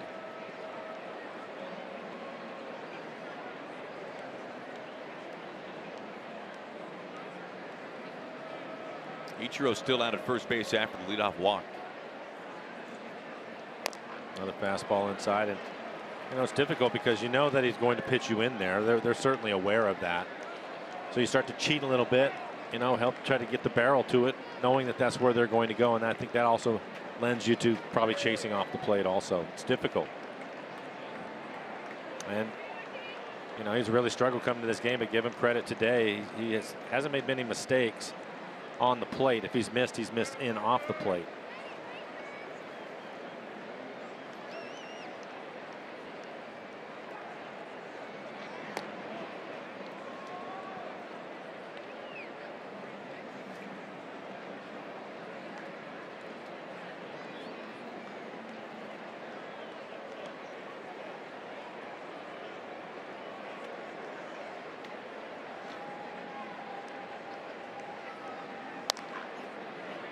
Counter for Lempa, shallow right field. Well, by far the best start of the season for Martin Perez. A quality start.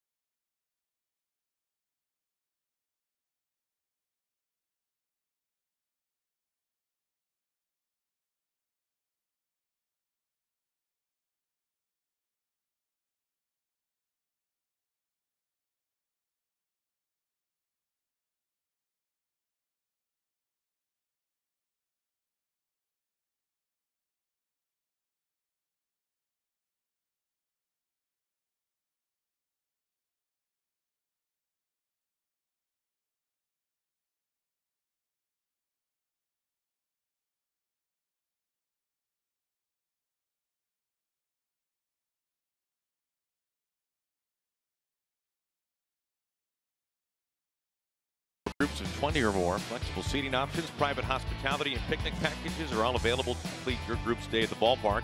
For more information and to book your 2018 group date, just visit mariners.com/groups. Pazos back out there to work for the Mariners, facing Adrian Beltre.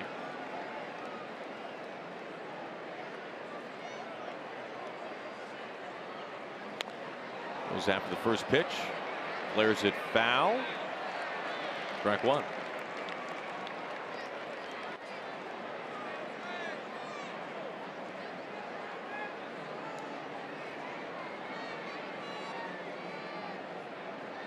Pazos came into the game to face Mazzara, the number 3 hitter, was able to strike him out. His last fastball was 96 miles an hour.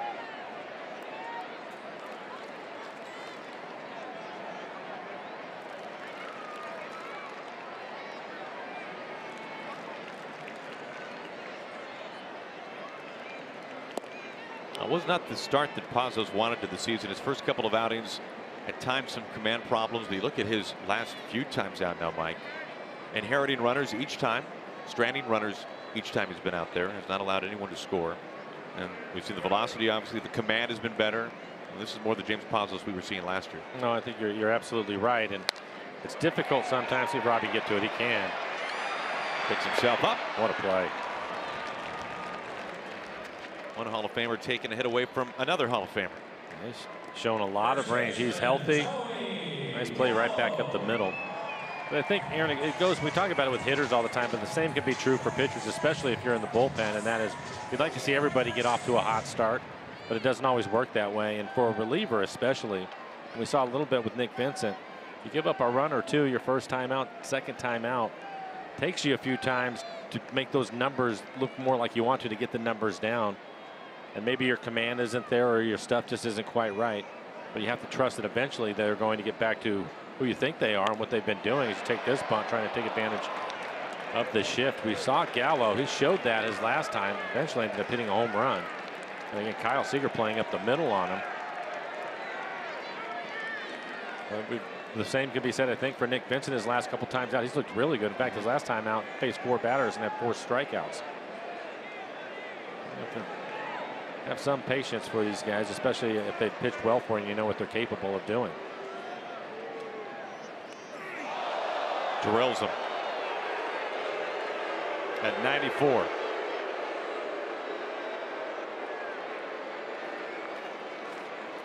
Well, time now for Lowe's whole team together. You look at the bullpen in terms of holds so far this season. Nicasio leading the pack with 7, Vincent with 4, Altavilla and Zimchinski checking in with 3 and 2 apiece. Mariners leading the league with 16 holds so far this season.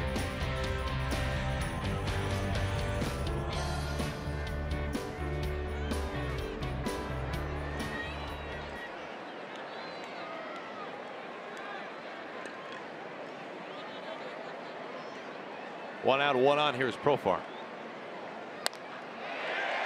Into right field. Gallo to second. 2 on.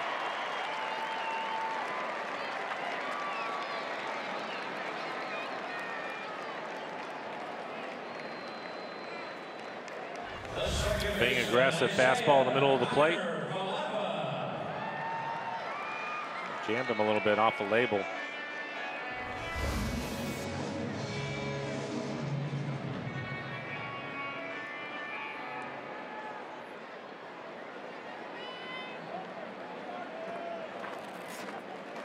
Two on, one out.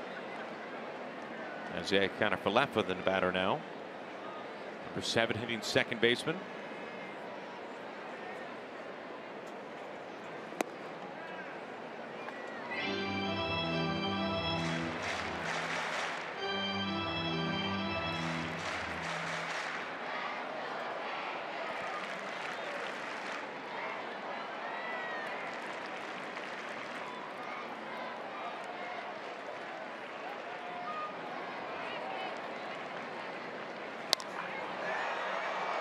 Ichiro going back, setting up to make the catch for round number 2. Gallo advances to third. Profar stays at first.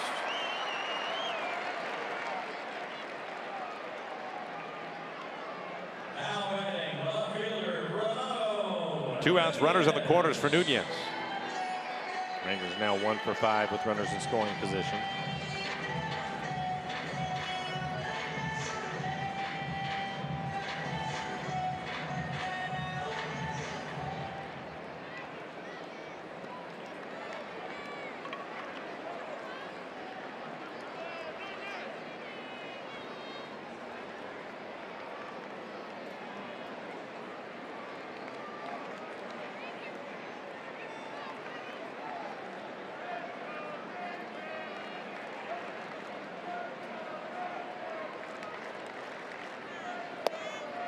Strike one.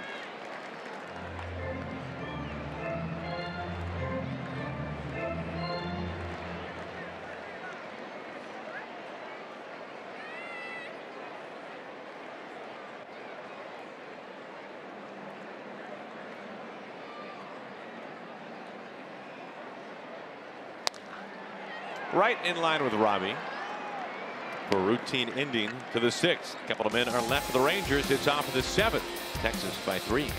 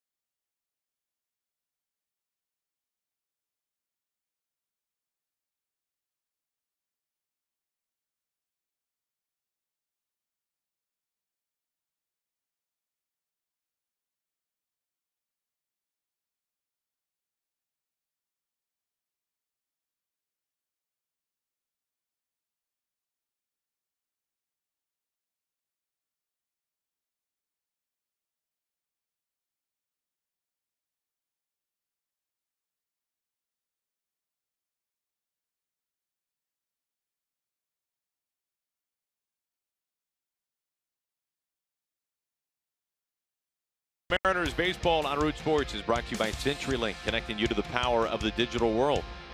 By Money Tree, proud to make a donation to Mariners Care for every Mariners win.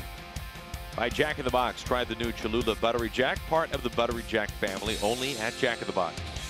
And by BNSF, sponsor of the BNSF Blast. Warm, breezy, sunny today here in North Texas. 5-2 Rangers on top as we move to the 7th. Martin Perez thought that he had discovered something between last start that he made and today that would refine his command, and looks like he did, Mike. Well, you can see the number: 6 innings, 7 hits, a couple of runs. They were earned. Just 1 walk today. 4 strikeouts, 98 pitches for him. Hard throwing right-hander Matt Bush up on the mound now. Hard throwing is right. His average fastball, 97 miles an hour. Curveball, slider to go with it. 10 appearances on the year, 3.6 ERA, 11 strikeouts over the 10 innings. Opponents hitting just 171. It's a good fastball, and he will throw it a lot, right around 67% of the time. There's a good fastball for a strike, right at 97.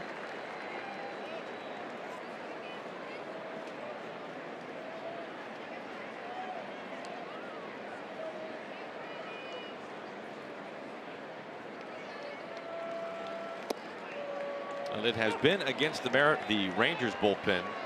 But the Mariners have done their damage the last couple of days. And the Rangers bullpen has really been pitching well until the Mariners showed up to town. And you're right. That's talked about the late scoring in the first 2 games that the Mariners ended up winning. Beat up the bullpen, just about everybody that they have out there. Profar from shallow center field, a wide throw. Segura is safe.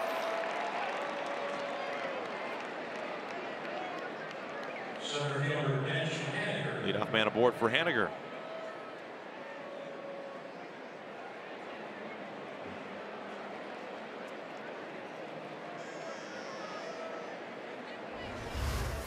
Take a look at it again. Andrews on the DL, but the throw takes Gallo off the base. Profar playing shortstop. It is an infield base hit for Segura, his 2nd hit today.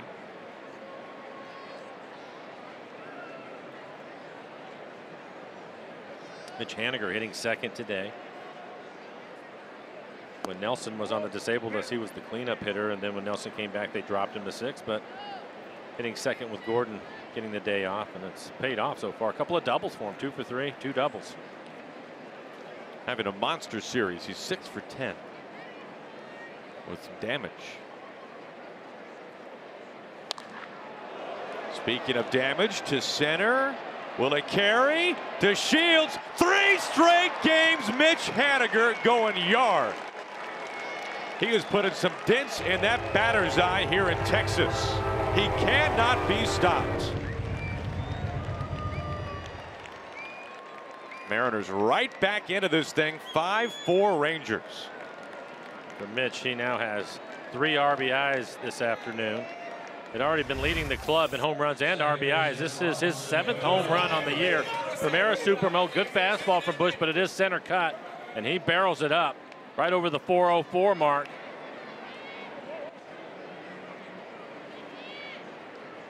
.22 RBIs, 7 home runs for Mitch Haniger. Still nobody out.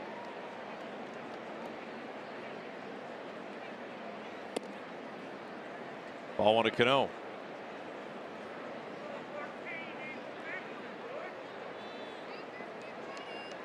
Haniger playing like Kyle Seager in Texas.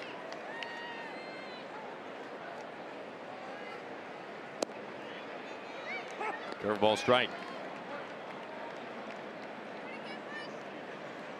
Now the Shields had robbed 1 home run already today. That was off the bat of Freitas.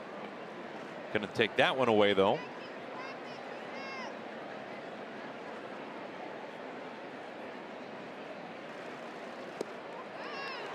Robbie behind 1-2.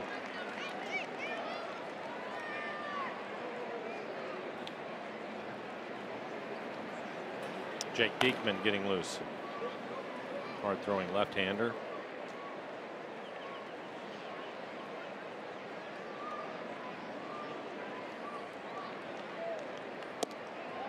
First time in Haniger's still young big league career that he's homered in 3 consecutive days. I get the feeling it won't be the last time though. This year maybe. Maybe. It's early.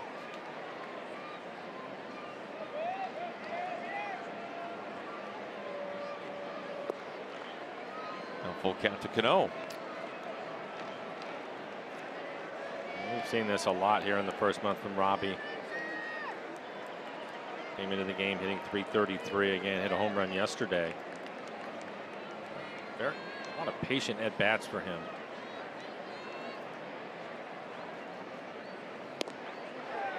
A walk. Tying run aboard. Not seen him go outside the strike zone. Make your voice heard. Nominate your favorite plays of the week by tweeting us using the hashtag #RootFanFave. Watch the Mariners pregame show every Sunday to find out your fan favorite plays of the week. Plus, each month, one lucky fan will win a Coors Light Yeti cooler just for participating. For official rules, visit rootsports.com. Nelson Cruz, 1 for 3. 3 this afternoon. Nelson with his 4th home run in yesterday's ball game. Hit it off the back wall out to left field.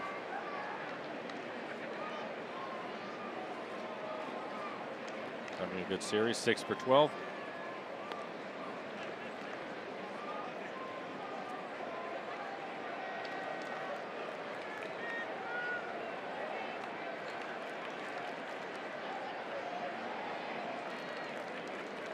First pitch to Cruz. Got a piece of Centeno.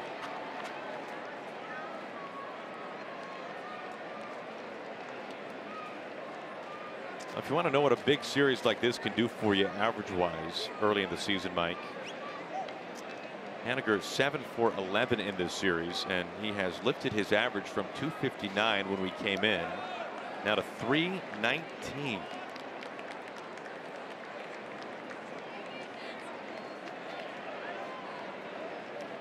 The damage late for the Mariners. First 2 games here in Texas. At it once again here. Already 2 runs in the 7th. Close call.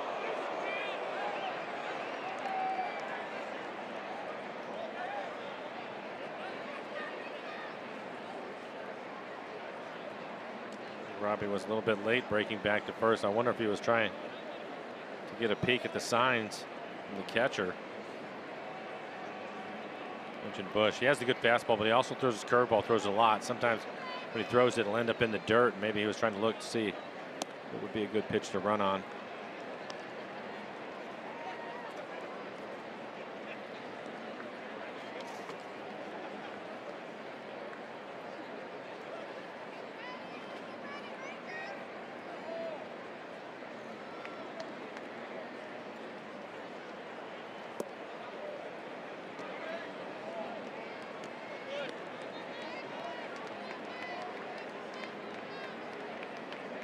Still nobody out here in the 7th. First 3 men are reaching. Nelly the go-ahead run.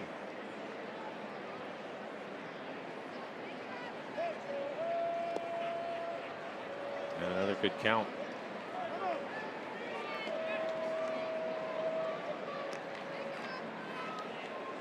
Talk about Matt Bush. He has the good fastball. He's been 97, pretty consistent 97 today. I say he goes ahead and just challenges Nelson right here.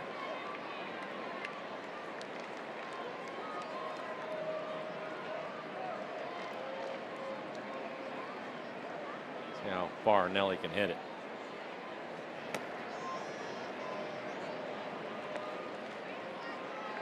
Well, the Mariners, we talked about the damage to this Rangers bullpen. That's now 12 runs, all earned, against this Rangers bullpen in 7 innings so far this series. Aiming off the hands a little bit. It looked like Robinson has taken over in left field. We saw him in center in game 1. 1 out. Nelson ended up getting the fastball, probably borderline in off the plate.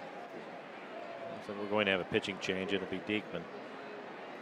Left on left coming up to face Kyle Seager. Tough outing for Bush. Haniger taking him deep. A walk to Cano. 1 out, 1 on. We'll step aside.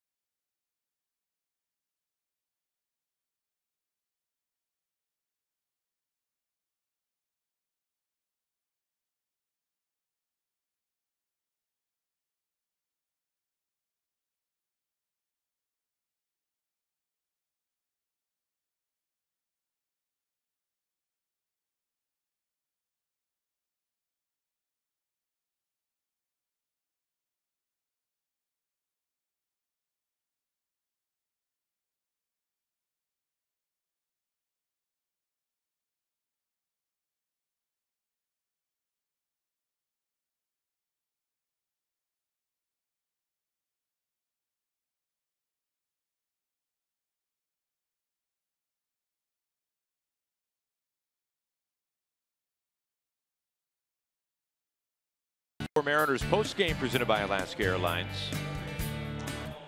Last chance to hear from the skipper and those involved before we hit the skies and head out to Chicago for a 3-game series beginning tomorrow.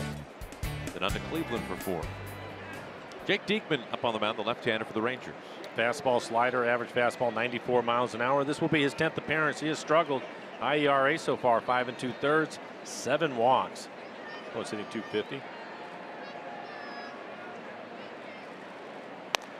On the first pitch, ground ball to Diekman. Throwing to second, wide into center field. Cano is safe. Seager is safe. An aggressive play backfires on Diekman. Will be an error on the pitcher. Take a look at it. No problem fielding it. Then he just spiked it. Hold on to it a little bit too long. No chance for Profar.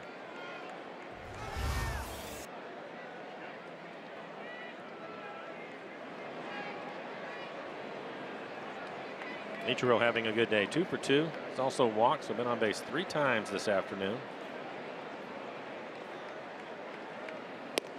Mariners are 3 for 11 with runners in scoring position.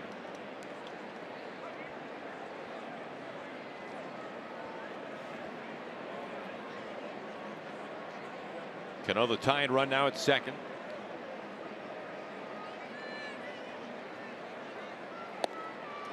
Throw backing away. 2-0.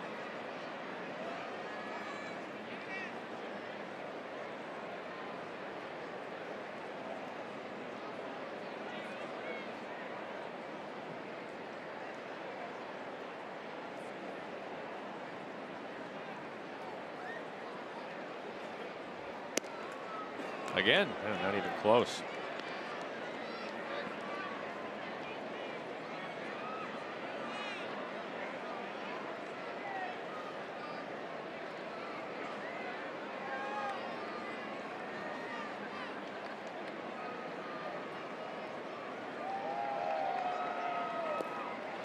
Four-pitch walk. 4th time Ichiro has been aboard. And it's consecutive 4-pitch walks for Ichiro. I'll bring up David Freitas, and if anybody deserves a hit today, it is probably David. He lined out to the third baseman with the bases loaded, lined out to the center fielder, and then thought he had his first major league home run. Delano DeShields went over the wall to grab it. Baseball gods owe him one. Robbie at third. Seager at second. Ichiro now at first. 1 out.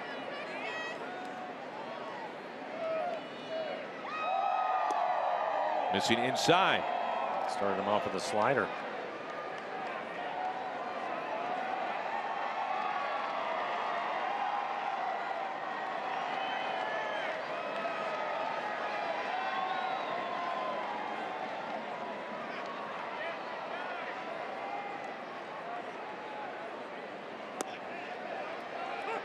Hits this one in for a strike.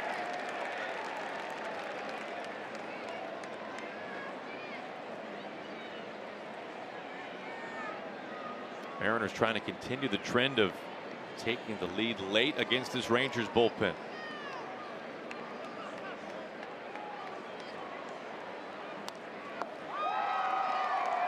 And David had a good pitch to hit. It was a slider that was right in the middle of the plate. All 3 pitches have been the slider, and that was right there for him. Pretty good swing. Calling it straight back. Kevin Jepson getting loose in the pen for the Rangers.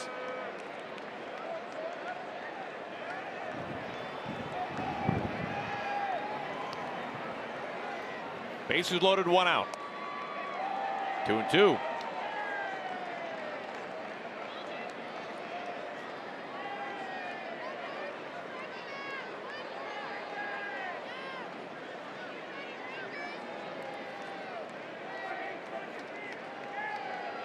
Tying run at third, the go ahead at second.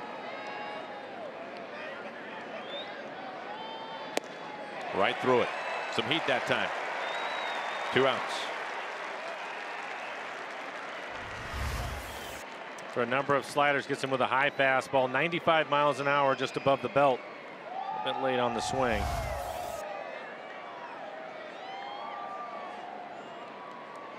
Mike Zunino, he's going to pinch it. Hit for Vogelback.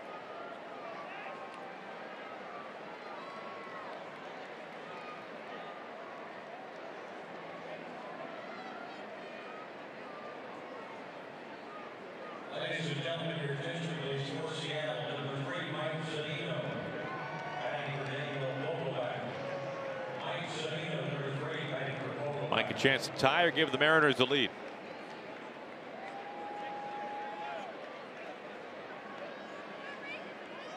Looking for hit number 1 of the season. It's a break on a slider that needs for ball 1.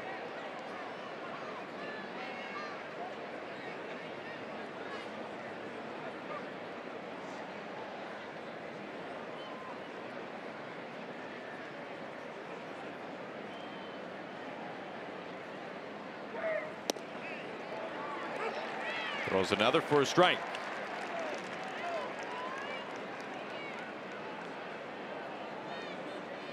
The one career grand slam for Zunino.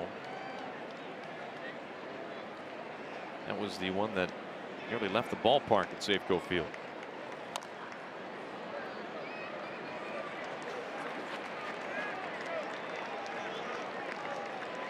It's similar to the way Diekman pitched to Freitas. Sliders early and then put him away with a fastball at 95 above the belt. There's been 3 sliders in a row to Mike.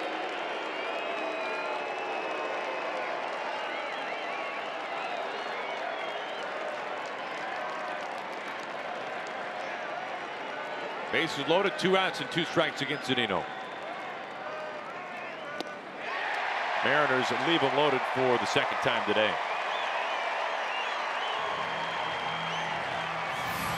Mariners getting a couple here this inning. However, Mitch Haniger going deep. Second batter of the inning. He's having himself a series. 7 home runs this season now for Mitch Haniger.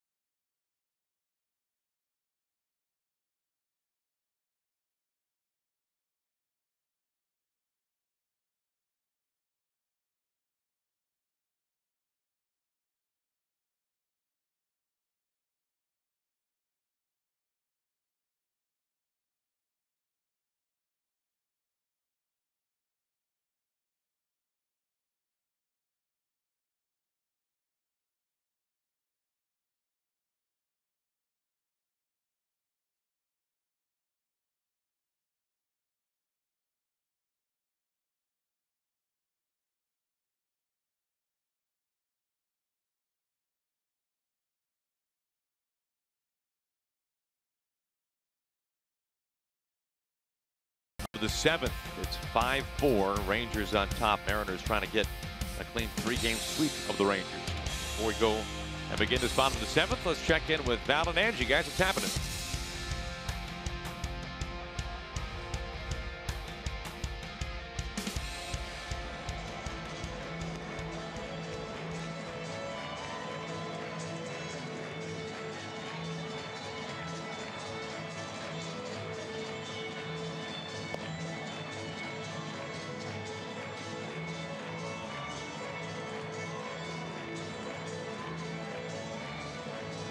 Yeah.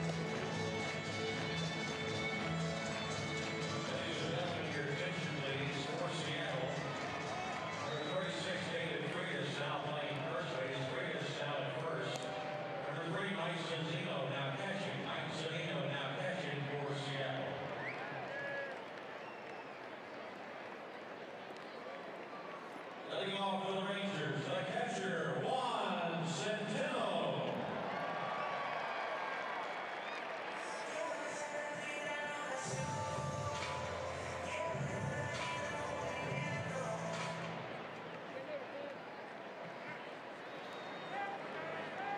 And what a ball game for Mitch Haniger as we take a look at David Freitas making his major league debut at first base. Zunino now doing the catching. A little bit of a short bench right now for Scott Service. Heredia again was sent out today, and they activated Ramirez, who was the starting pitcher. So Mike Zunino now catching, and Freitas at first. Freitas has some experience at first base. He played it at minor leagues. Now the numbers for Freitas in the minors at first base: 46 starts, logged just over 400 innings at first base in the minors. As recently as last year, but those numbers have tapered off in recent seasons, it looks like. But still, he's been there before.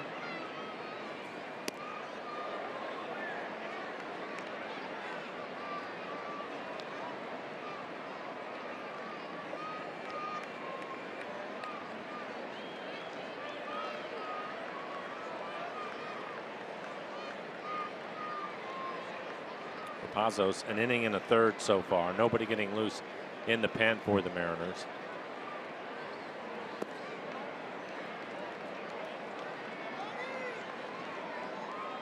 That's something we don't see very often. A Mariners reliever pitching in parts of 3 different innings. Yeah. Final out of the 5th, all of the 6th inning, now beginning the 7th.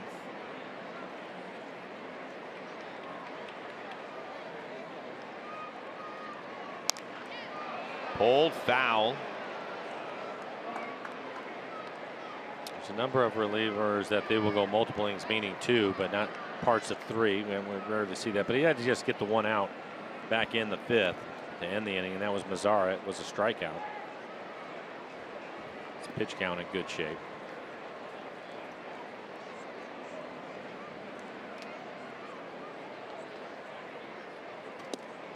And on the hands, 94-mile-an-hour fastball for the strikeout. MLB At Bat is your #1 Mariners app. Customize your experience to catch every moment this season. Get the Mariners home screen icons and features such as MLB.TV Game of the Day, pitch tracking, in-game highlights, live radio broadcasts, stats, news, and much more. Go ahead and download MLB At Bat today. Second strikeout this afternoon for Pazos. Top of the order to Shields.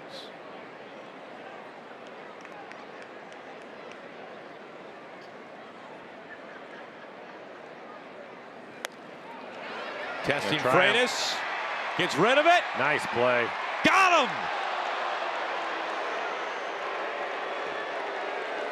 That is not an easy play for somebody that plays first all the time. Again, David started the game behind the plate. Bunt, and he bunts it right at him. DeShields is going to try him. Fields it, gets rid of it quickly. And a good play by Robbie. I don't know if he even touched the bag. Superman flew over the bag. Yeah, you're right. Never touched it. I don't think that back foot touched it either. David could have taken his time. What a play. I wonder for DeShields, because he had the hand surgery, if he got about halfway into that dive and thought, uh-oh. Yep, probably not a good idea. First day back from the DL. Have the hamate bone removed. Yep. Right to Segura. James Pazos has been stellar today for the Mariners in some somewhat lengthy relief. We're through 7. Rangers by 1.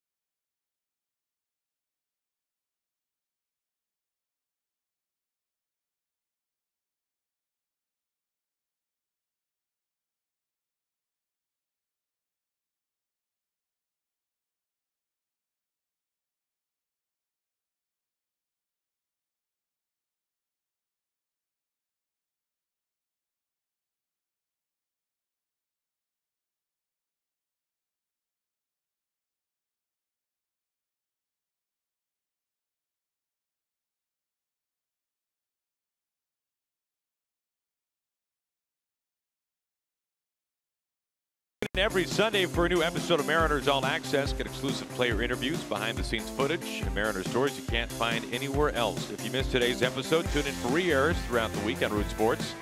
For your local programming schedule, just check out rootsports.com.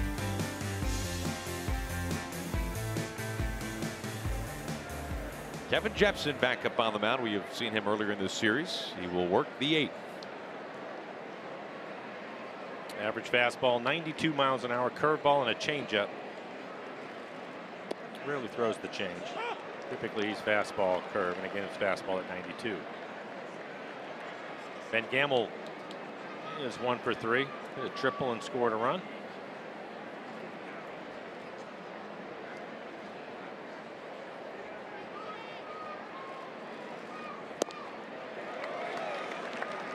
Oh, 2.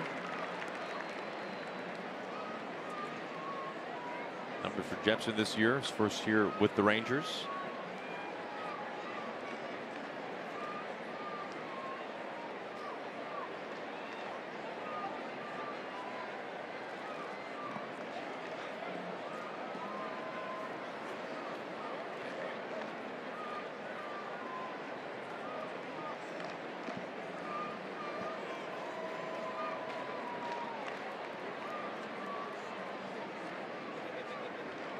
Mariners 2 runs in the 5th, another 2 in the 7th.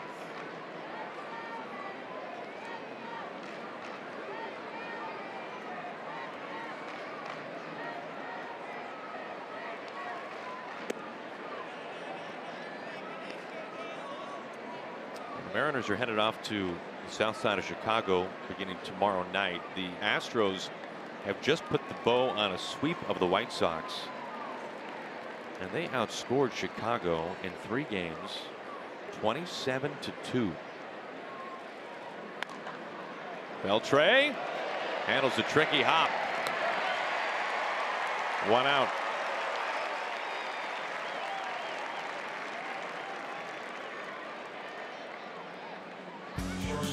Now, speaking of that schedule coming up for the Mariners, 3 in Chicago, then 4 to go through next weekend in Cleveland. A day off for the Mariners at home on Monday, and then we hope to see you out at Safeco Field for about a week-long homestand. It begins with the A's. It finishes off with Trout, Ohtani, and the Angels. Mariners back home on May the 1st.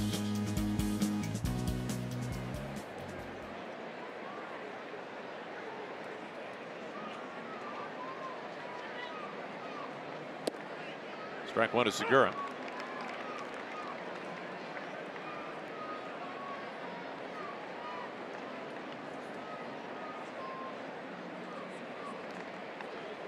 Gene handling the leadoff duties today with Dee Gordon getting his first day off of the year.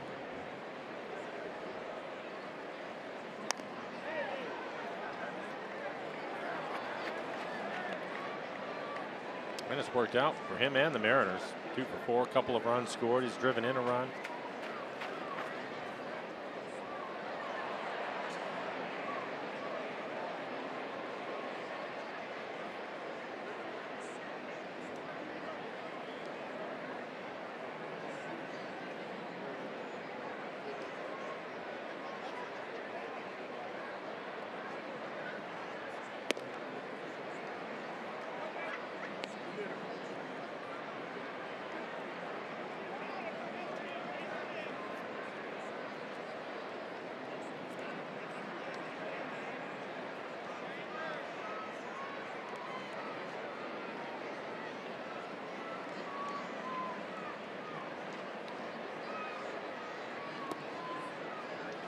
In the dirt, 2 balls and 2 strikes.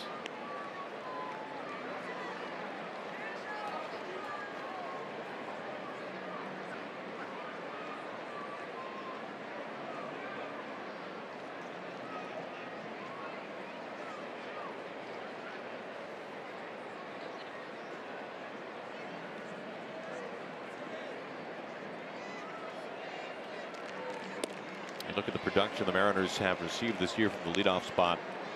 Of course, all of that Dee Gordon until today. See Vincent getting loose. Only the Red Sox have received a higher batting average from their leadoff position than the Mariners.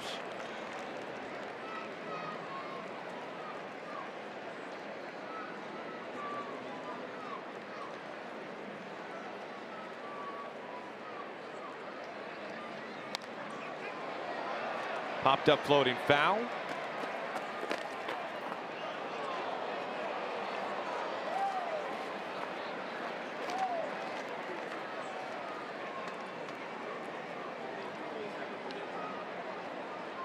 More days than not, it's been Mookie Betts at the top of Alex Cora's lineup for the Red Sox. Explains those numbers. Robbie hoping he gets a chance to hit here in this inning.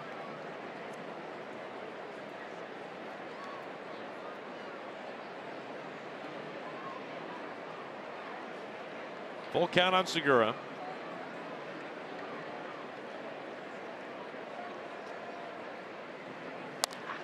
Right back, Jepson knocks it down. Flips round number 2.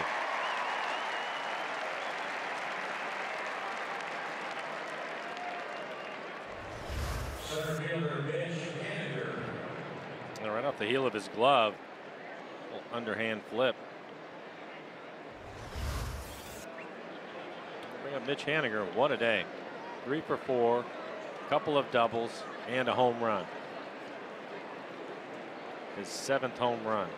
He's driven in 3 today.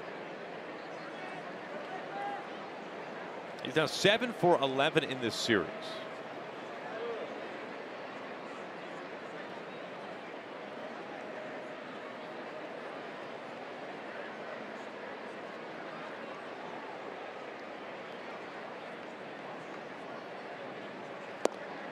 Like you mentioned earlier, Mitch's work in the cleanup spot when Nelson Cruz was on the disabled list, and today batting second. I mean, we hear all the time, right? Every hitter says, I don't care where I am, just make sure I'm in the lineup.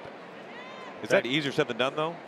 It depends on the hitter, but it's funny that you said that because it was either yesterday or the day before in the post game they were asking Mitch that, and that's exactly what he said. It doesn't matter. You don't say. Yeah, it doesn't matter. Just want to be in the lineup.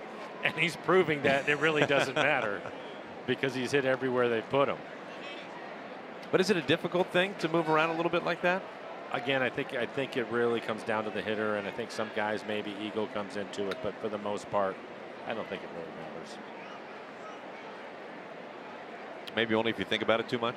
That's it.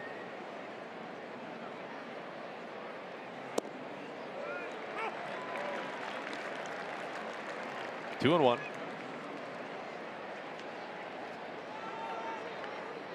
Alex Claudio warming up. Again, Cano waiting on deck. He's getting ready for Robbie.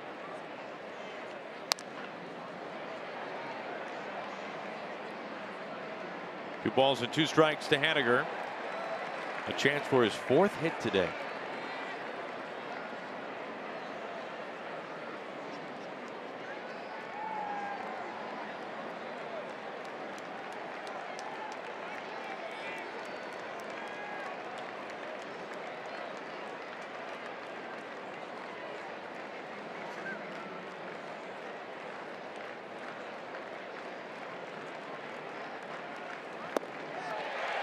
Well, Haniger is mortal, and he makes it out, and that ends the inning. We go to the bottom of the 8th. Rangers by a run.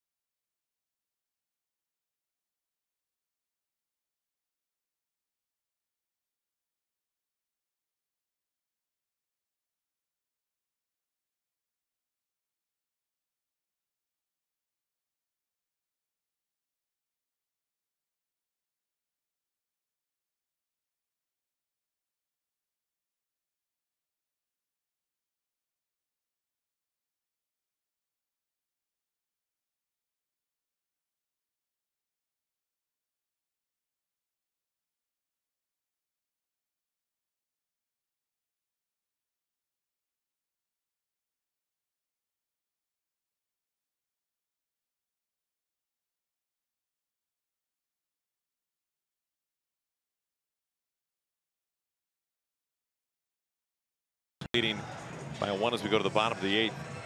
As we've had our Beacon Fleming call to the pin, James Pazos continues just to roll for the Mariners today, Mike. Yeah, he has really thrown the ball well. 2 1/3 so far for James. He's had a good fastball. He's topped out at 96. Pretty good slider. And you can see 22 pitches. How about 17 strikes? Give up just the 1 hit. Incredibly efficient. Pumping strikes all day.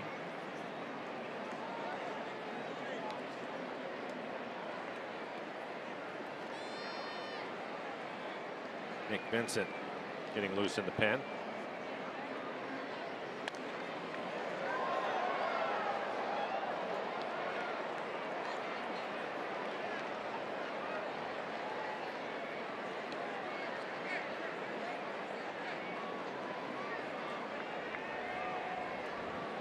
He has tied his career high with 2 1/3 innings today.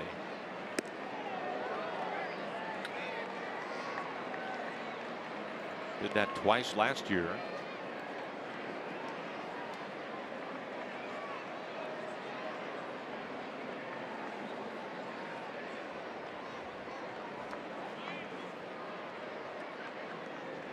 The shift is on. Spins inside a little too much. 2-1.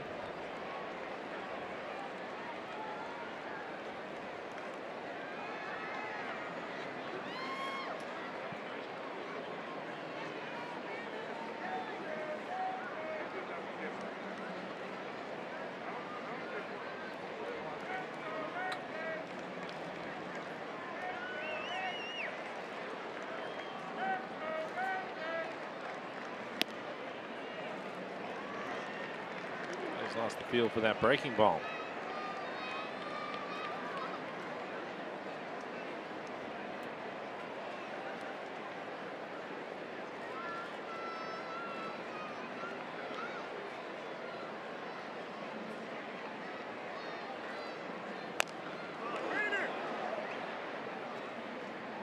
Able to get the count full. Mazzara walking that off for a moment.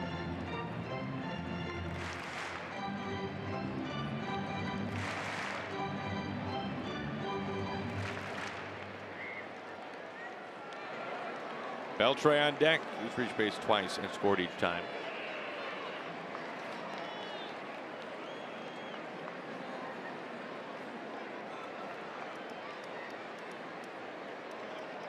Mazzara hobbling back.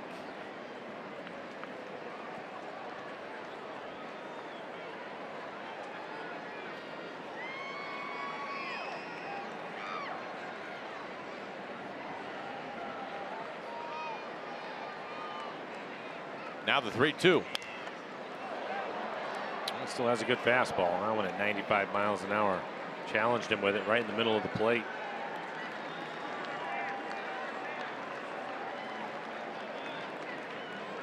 This is more pitches than Pazos has had to throw to any hitter that he's faced so far today.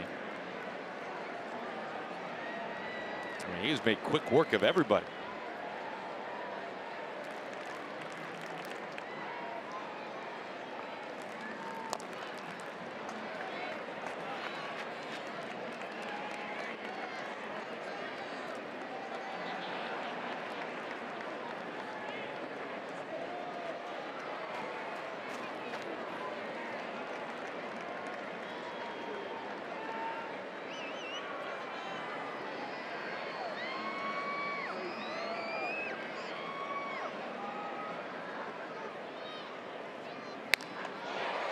Cano makes the catch.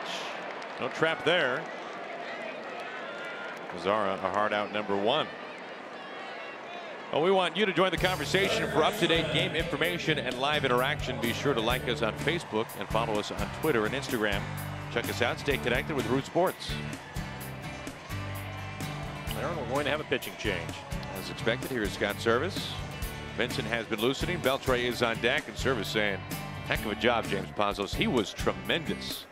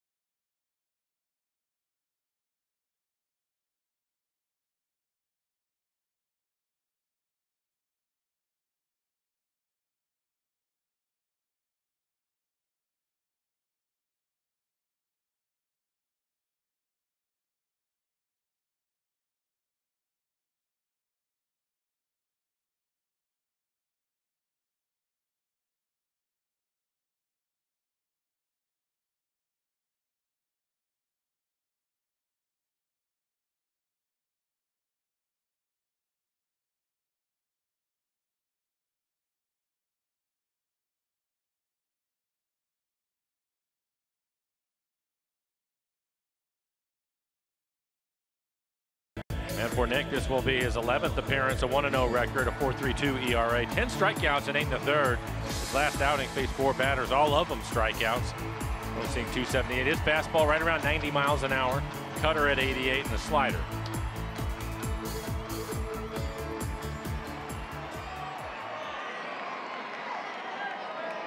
Here's Beltre.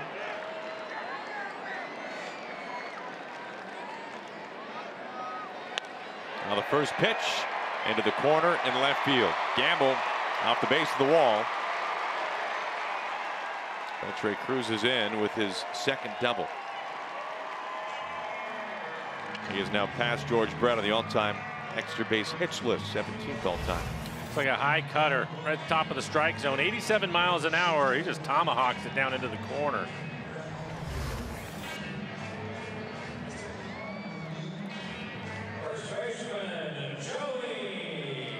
That brings up Gallo, and they will put him aboard.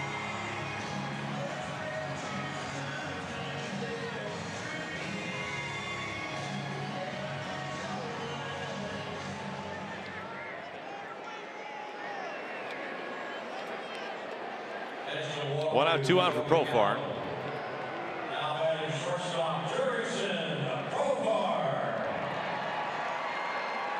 The Rangers 1 for 6 with runners in scoring position this afternoon. I feel like I should double check that. Feel free. Correct me if I'm wrong. And we mentioned Beltre passing George Brett on the all-time extra base hits list, so they are marking that bat and ball.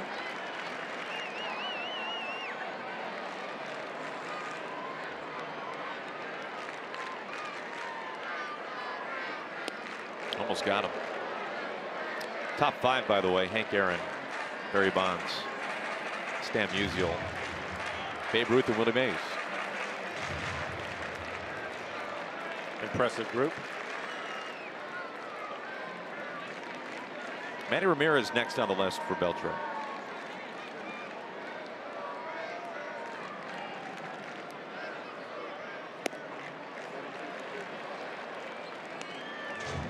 Two and one.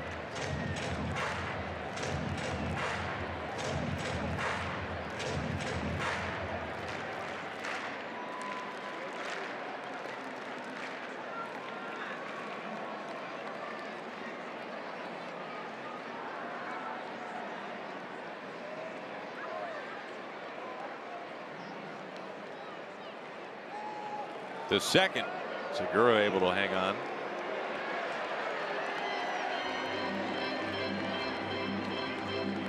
Mike Goodwill with the numbers 1 for 6 confirmed.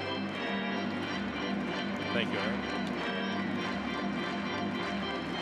That has been a struggle for the Rangers this year. And they came into the game hitting .201 as a team with runners in scoring position. Beltre's kicking dirt on Segura.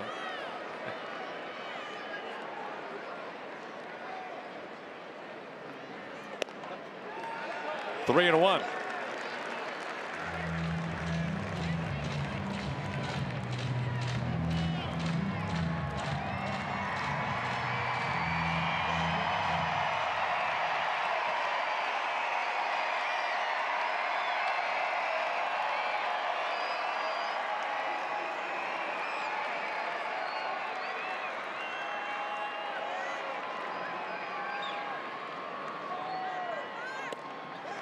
Bases are loaded with Rangers.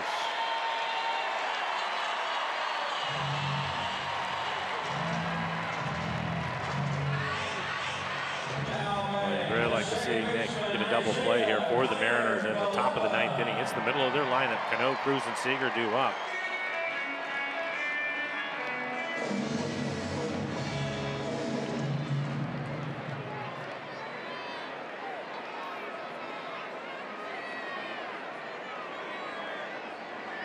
Bags packed for Connor Falefa.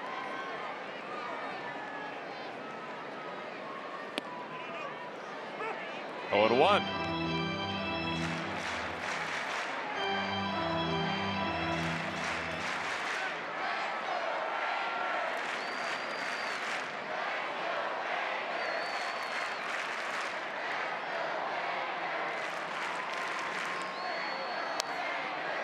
Vincent ahead, 0-2.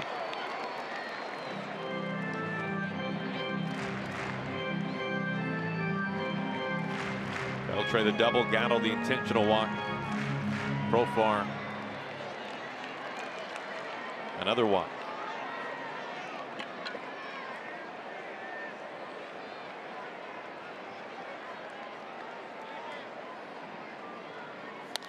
And his center for a base hit. Beltre's coming home. He's waving in Gatto. Haniger's throw to the plate. Up the line. Couple of runs in. Counter for Lepp at second.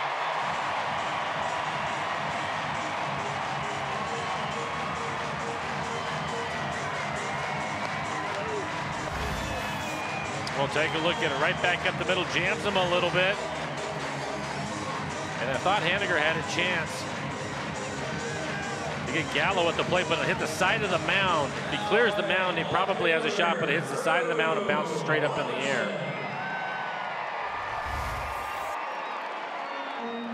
After that base hit, the Rangers this year were 1 for 14 with the bases loaded.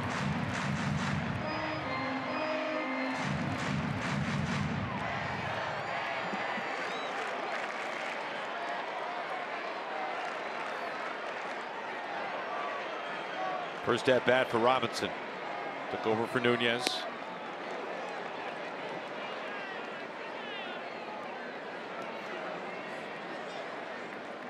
Not much choice at this point. Infield playing in.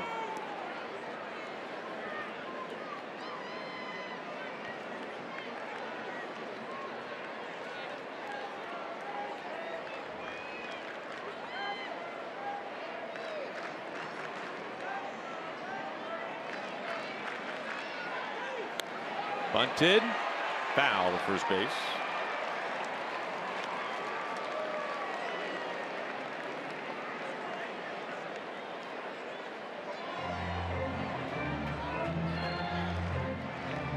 Profar back to third, Canafalefa at second. Plenty of chances today for the Mariners. 3 for 13.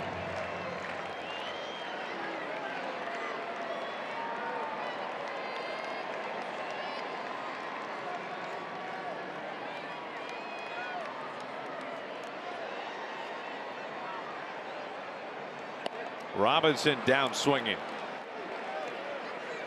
2 outs. The catcher, Juan Centeno.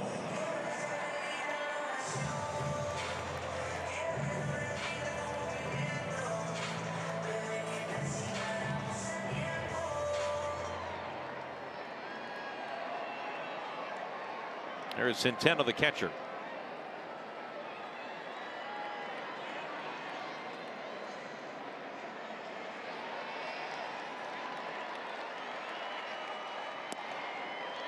And he stares at strike one.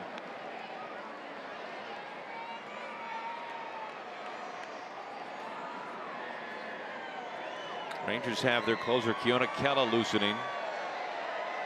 Mariners got the Kela yesterday. He's had a rough start to the season.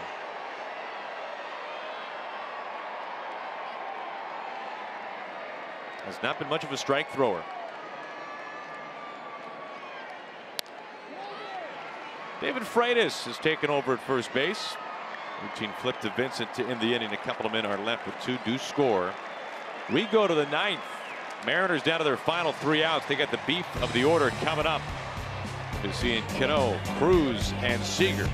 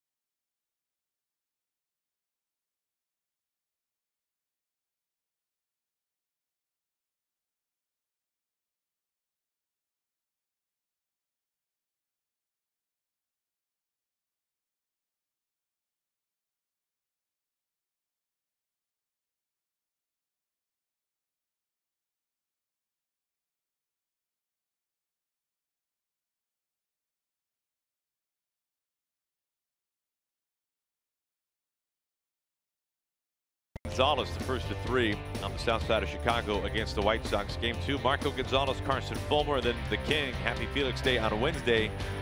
Day baseball against James Shields in Chicago. Middle part of this 3-city trip for the Mariners. Well, the Mariners down to their final 3 outs. Trailing by 3 runs, facing the closer, Keona Kela. 7 appearances, high ERA, a 4.76. 4 walks in 5 2/3. Right away, base hit, man aboard, Robinson Cano. Who else? Well, 97 miles an hour right in the middle of the plate, and he squares it up. There's too many fastballs in the middle of the plate this year, even if it's 97 miles an hour.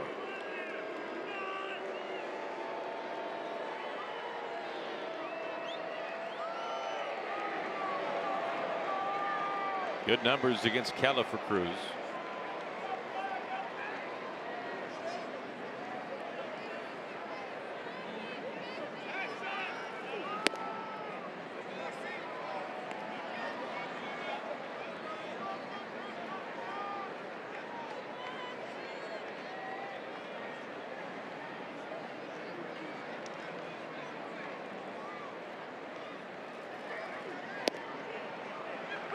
One and one.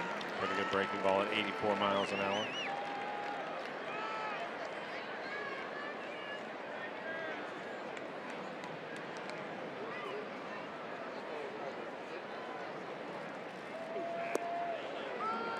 Lays off. They appeal. It's 2 and 1.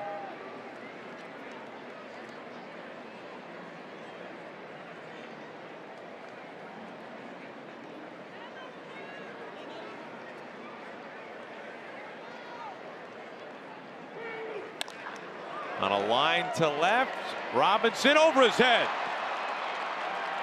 Cano motoring to third. Nelson Cruz hanging some laundry on that out to left field. Mariners in business. Seager coming up.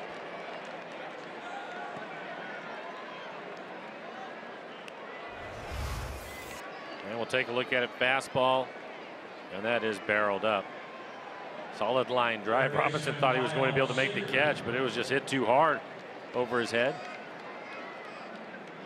Some exit velocity on that line drive.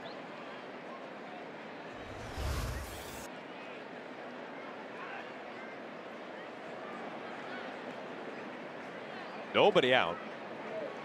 2 in scoring position. They put the shift on for Seager. The tying run.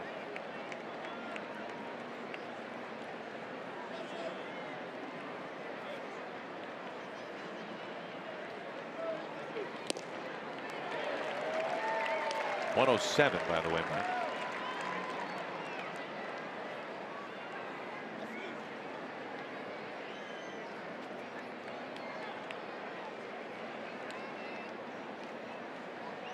This has been a series of late inning rallies by the Mariners.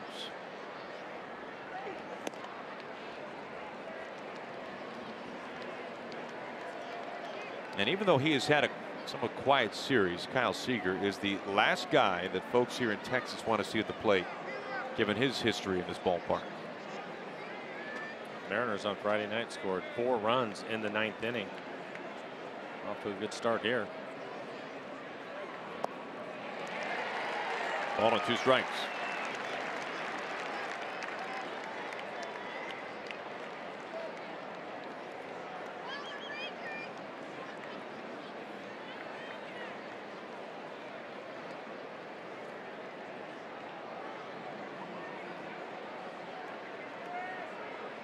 Cano at third, Cruz at second. And Seager strikes out for out number 1.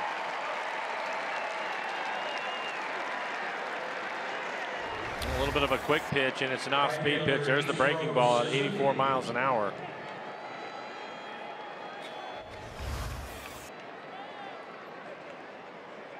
Bring up Ichiro. He's been on base all 4 times, couple of hits and 2 walks.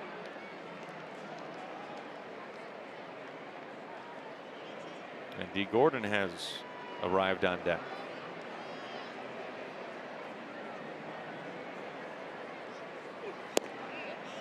Hit for David Freitas.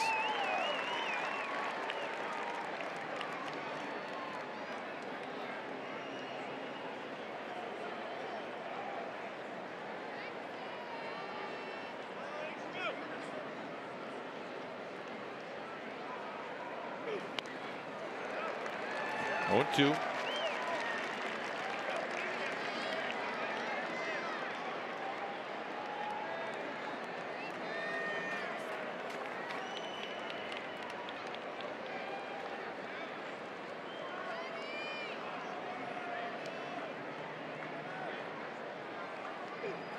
Two outs.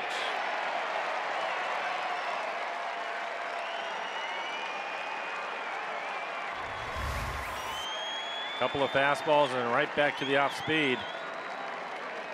Again, 84 miles an hour.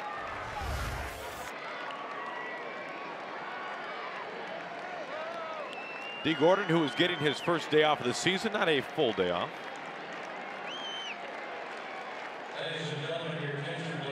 He comes up here at the game of the balance.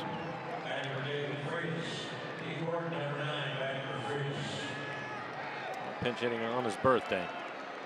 Maybe he'll hit one out. He has one home run this year.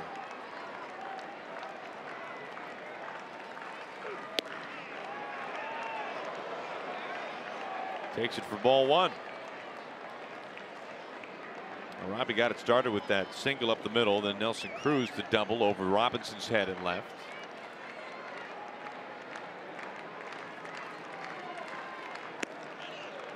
2-0.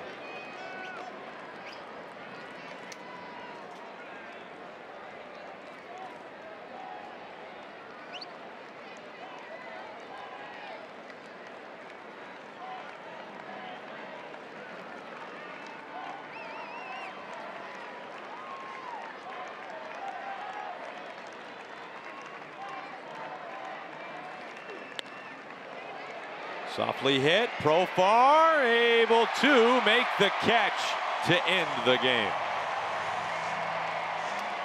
Mariners' fault today, however, to begin this three-city road trip. The Mariners do take 2 out of 3. They win the series. Well, the difference today was hitting with runners in scoring position. The Mariners just 3 for 16 with runners in scoring position, so plenty of opportunities overall. They just didn't cash them in today. Mariners postgame presented by Alaska Airlines. It starts right now. Val, Angie, it's all yours.